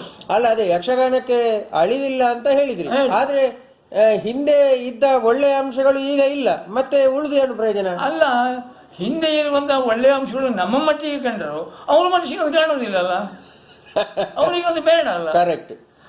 ಅವರು ನೋಡಿ ನಮ್ಮನ್ನು ನೋಡಿ ನಿಂದೆ ಮಾಡ್ತಾರೆ. ನಿಮ್ಮ ಕಾಲ ಇವತ್ತು ಒಬ್ಬನ ಹತ್ರ ಪ್ರಶ್ನೆ ಮಾಡಿದೆ, ಒಂದು ಟೆಂಟಿ ನಾಟಕ ನನಗೆ ಸನ್ಮಾನ ಆಗುವಾಗ ಹೋಗಿದ್ದೆ, ಅದು ಹಾಗಲ್ಲ ಮಗು, ಹೀಗೆ. ಅದು ನಿಮ್ಮ ಕಾಲದಲ್ಲಿ ಆಯಿತು, ಇದು ಮಾತಾ? ಅಥವಾ ನೀವು ಹೇಳಿದ ಏನಾದರೂ ಹೌದು ಇರ್ಬೋದಾ ಅಂತ ಒಂದು ನಿಯತಿ ಬೇಕಲ್ಲಮ್ಮ. ಮಾತಾಡೋದು ಪೂರ ಇವತ್ತಿನ ಕಲಾವಿದರು ಇದೆ ನಮ್ಮನೆ, ಅದು ನಿಮ್ಮ ಕಾಲದಲ್ಲಿ ಆಗಿ ಹೋಯ್ತು, ಅವರು ಸತ್ತು ಹೋಗಾಯ್ತು, ಆವಾಗ ಸತ್ತೋದಕ್ಕಾಯಿತು. ಈಗ ಇದ್ರೆ ಮೂರ್ಖಸಲೇ ಬೆಲೆ ಇಲ್ಲ. ಈ ಮಾತು ಕೇಳಬೇಕಾ ನಾವು? ನಾನೇ ಒಬ್ಬನಿಗೆ ಅದು ಹಾಗಲ್ಲ ಮಗು, ನಮ್ಮ ಕಾಲದಲ್ಲಿ ಹೀಗಿತ್ತಂದರೆ ಅದು ನಿಮ್ಮ ಕಾಲದಲ್ಲಿ ಆಯಿತು, ನಮ್ಮ ಕಾಲದಲ್ಲಿ ಅಲ್ಲ. ಮಾತಿಗೆ ಉತ್ತರ ಇದು, ಹಾಗಿತ್ತಾ ಹೀಗಿದ್ದಿತ್ತ ಅಂತ ಒಂದು ನಿಯತಿ. ಅವನಿಗೆ ಬೇಡದಿದ್ದರೆ ಹೋಗಲಿ, ಹೌದು, ಕೇಳುವ ಮಾತಾಗಲ್ವ? ಹೀಗೆ ಮಾತಾಡೋದು ಮುಖದ ಮೇಲೆ ಹೊಡೆದಾಗೆ. ನಾನು ಅದರಿಂದ ಯಾರೇ ನನ್ನದು ಎಷ್ಟೋ ಜನರು ಬರ್ತಾರೆ ಈ ಪ್ರಸಂಗದಲ್ಲಿ ಈ ವಿಷಯ ಮಾಡಿ ಹೇಗೆ ಅದು ಹೇಗೆ ಹೇಳೋದು, ಏನು ಮಾಡೋದು ಕೇಳೋದು ಬಂದಾಗ ನಾನು ಮೊದಲಿದ್ದನ್ನು ಹೇಳೋದು. ಈಗ ಹೇಳಿದ ಈ ಶಬ್ದನ ಯಾವುದನ್ನ ಇದು ಹೇಳಿದ್ನಲ್ಲ, ನಿಮ್ಮ ಕಾಲದಲ್ಲಿ ಆಗಿ ಹೋಯ್ತು, ನಮ್ಮ ಕಾಲದಲ್ಲಿ ಅಲ್ಲ ಅದನ್ನು ಹೇಳಿದ್ನಲ್ಲ ಅವ, ಅದನ್ನೇ ನೀವು ಹೇಳಿ, ಅದನ್ನೇ ಹೇಳು. ಹಾಗಿದ್ರೆ ನಮ್ಮ ಹತ್ರ ಏನು ಕೇಳಬೇಡಿ ನೀವು ಅಂತ. ನಮ್ಮ ಕಾಲದಲ್ಲಿ ಆಗಿ ಹೋಯ್ತಲ್ಲ, ಮತ್ತೆ ನಿಮಗೆ ಕರೆಕ್ಟ್. ಇವತ್ತಿನ ವೇಷಧಾರಿಗಳು ದುಡುಕಂದ್ರೆ ಅಷ್ಟಲ್ಲಿ ಹೊರಗಿದ್ದಾರೆ ಅವರು. ಆದರೆ ನಮ್ಮಷ್ಟು ವರ್ಷ ಬಾಳಿದವರು ಯಾರೂ ಇಲ್ಲ. ಅದು ಹೌದು, ಅದು ಹೌದು. ಸರಿ, ಇಷ್ಟು ಹೊತ್ತು ಬಡಗುತಿಟ್ಟು ಯಕ್ಷಗಾನದ ಬಗ್ಗೆ ಬಹಳ ಒಳ್ಳೆಯ ರೀತಿಯಲ್ಲಿ ನಿಮಗೆ ತಿಳಿದ ಅನೇಕ ವಿಚಾರಗಳನ್ನು ನನಗೆ ತಿಳಿಸಿಕೊಟ್ರಿ. ಯಕ್ಷಗಾನ ಕಲಾಭಿಮಾನಿಗಳು ಎಲ್ಲರ ಪರವಾಗಿ ನಿಮಗೆ ಅನಂತ ಧನ್ಯವಾದಗಳು ಸರ್. ನನಗೆ ಇಷ್ಟು 74 ಸನ್ಮಾನಗಳಾಯಿತು, ಗೊತ್ತಾಯ್ತು. ಇನ್ನು ಒಂದು ಆಗಿಬಿಟ್ರೆ 75 ಆಗ್ತದೆ. ನನಗೆ ಮತ್ತೆ ಪ್ರಶಸ್ತಿಗಳು ಬರುವುದಿಲ್ಲ, ಬಂದಿಲ್ಲ, ನೋಡಿದ್ರಲ್ಲ ನೀವು. ಕರೆಕ್ಟ್. ಬರುವುದಿಲ್ಲ. ನನಗೆ ಈ ಜನ್ಮದಲ್ಲಿ ಯಕ್ಷಗಾನಕ್ಕೆ ನಾನು ಸೇರಿದ್ದಕ್ಕೆ ನನಗೆ ಯಕ್ಷಗಾನ ಸಿಗುವಂಥ ಮೊಬಲು ಏನು ಉಂಟೋ ಅದು ಎಲ್ಲ ಆ ದುರ್ಗಾ ಪರಮೇಶ್ವರಿ, ಬ್ರಹ್ಮಂಗೇಶ್ವರಿ ಎಲ್ಲ ನನಗೆ ಒದಗಿಸಿಕೊಟ್ಟಿದ್ದಾರೆ. ಇದೇ ನನಗೆ ಸಂತೋಷ. ಮಾತ್ರ ಅಲ್ಲ, ನನಗೆ ಇಷ್ಟು ಆರೋಗ್ಯ ಕೊಟ್ಟಿದ್ದಾರಲ್ಲ. ಕರೆಕ್ಟ್. ನನಗೆ ಒಂದು ವಯಸ್ಸಾಯಿತು ಅನ್ನೋದು ಒಂದು ಬಿಟ್ಟರೆ ಮತ್ತೆ ನನಗೆ ಯಾವ ಸಿಕ್ಕೂ ಇಲ್ಲ. ನಿಮಗೀಗ ಎಷ್ಟು ವಯಸ್ಸು? ನನಗೆ 92. ನಾನು ಹೇಳಿದ್ನಲ್ಲ, ಗೋಪಾಲರಾಯರು ಮತ್ತು ನಾವು ಇಬ್ಬರೇ ಉಳಿದ್ರು, ಮತ್ತೆಲ್ಲ ನಮ್ಮಿಂದ ಕಿರಿಯವರು. ಕರೆಕ್ಟ್. ಯಾರು ನೀವು ಹುಡುಗಿರು ಹೋಗಿ ಸಿಕ್ಕುವುದಿಲ್ಲ. ನಮ್ಮ ಹಿಂದಿನ ತಿರುಗಾಟದಲ್ಲಿ ಇದ್ದಂಥ ಕಲಾವಿದರು ಯಾರೂ ಸಿಕ್ಕುವುದಿಲ್ಲ. ಗೋಪಾಲರಾಯರು ಹೋಗಿ ಮೊದಲೇಗಾರ ಹೆಮ್ಮೇಳ, ನಾನು ಮೊಮ್ಮೇಳ. ನನ್ನ 92, ಅವರಿಗೆ ಮೊನ್ನೆ 77 ಅಂತ ಕೇಳಿದೆ ನಾನು ಮೊನ್ನೆ. ಅದಕ್ಕೆ ನಾನು ಆಲೋಚನೆ ಮಾಡ್ತಾಯಿದ್ದೆ. ನಾನಂದರೆ ಭಾಳ ಪ್ರೀತಿ. ನಾನು ರಂಗಸ್ಥಳಕ್ಕೆ ಹೋದ ಕೂಡಲೇ ನಾನು ಕುಣಿಯುವಾಗೆಲ್ಲ ಭಾರಿ ಒಂದಿದೆ ಅವರಿಗೆ, ಭಾರಿ ಖುಷಿ. ಕರೆಕ್ಟ್. ಯಕ್ಷಗಾನ ಕಲಾಭಿಮಾನಿಗಳು ಎಲ್ಲರ ಪರವಾಗಿ ನಿಮಗೆ ಅನಂತ ಧನ್ಯವಾದಗಳು ಸರ್. ನಮಸ್ಕಾರ. ಹಾಗೆ ನಮಸ್ಕಾರ.